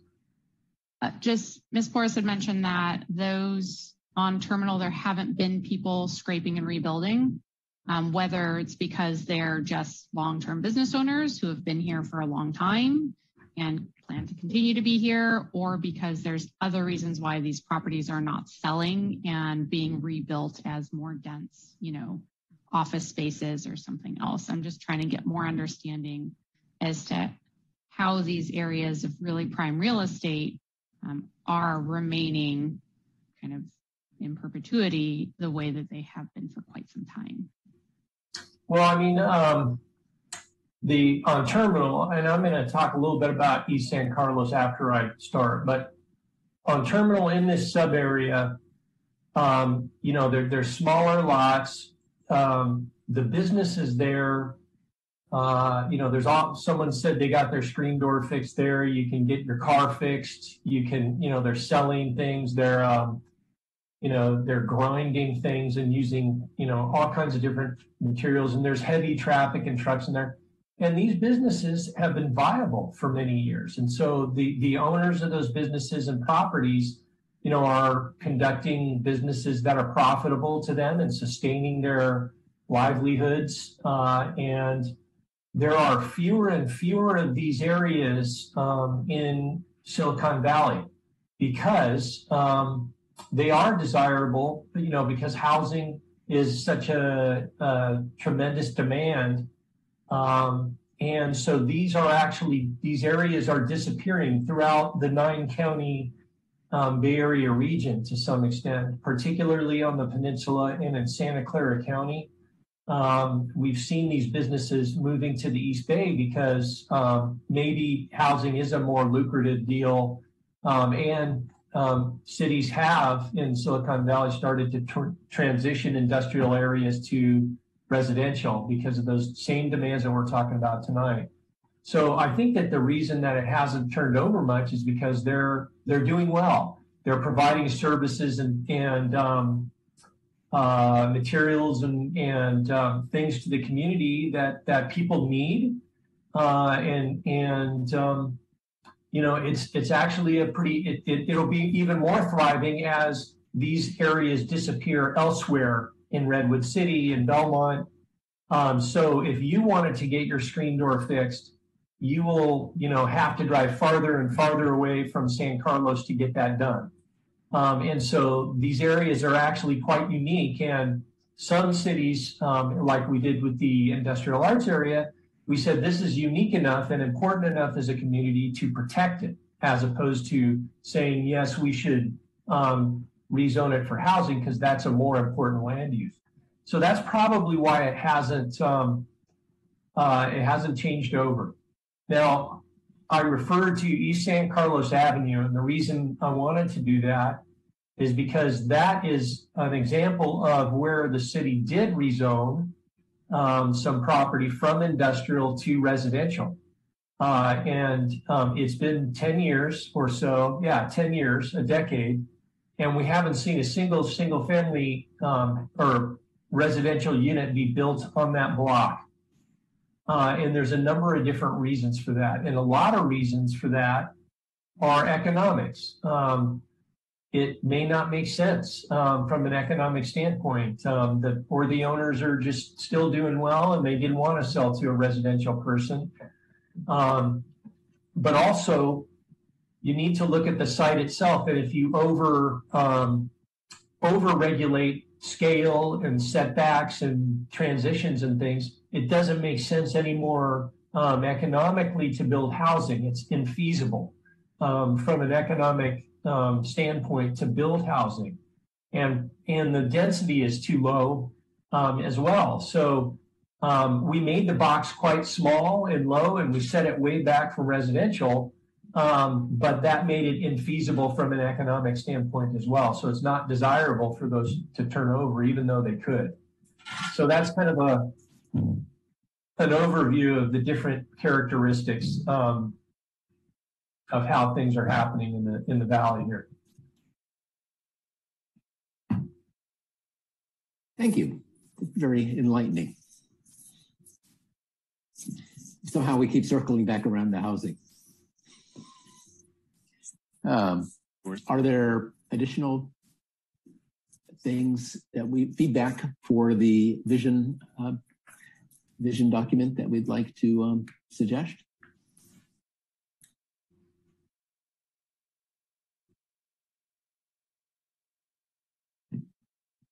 Everything on my list has been covered. Thank you. Yeah, I agree. It's a very thorough document. I think we highlighted a few areas that might benefit from additional perspective being added. The housing, the traffic, I guess, are the two biggies,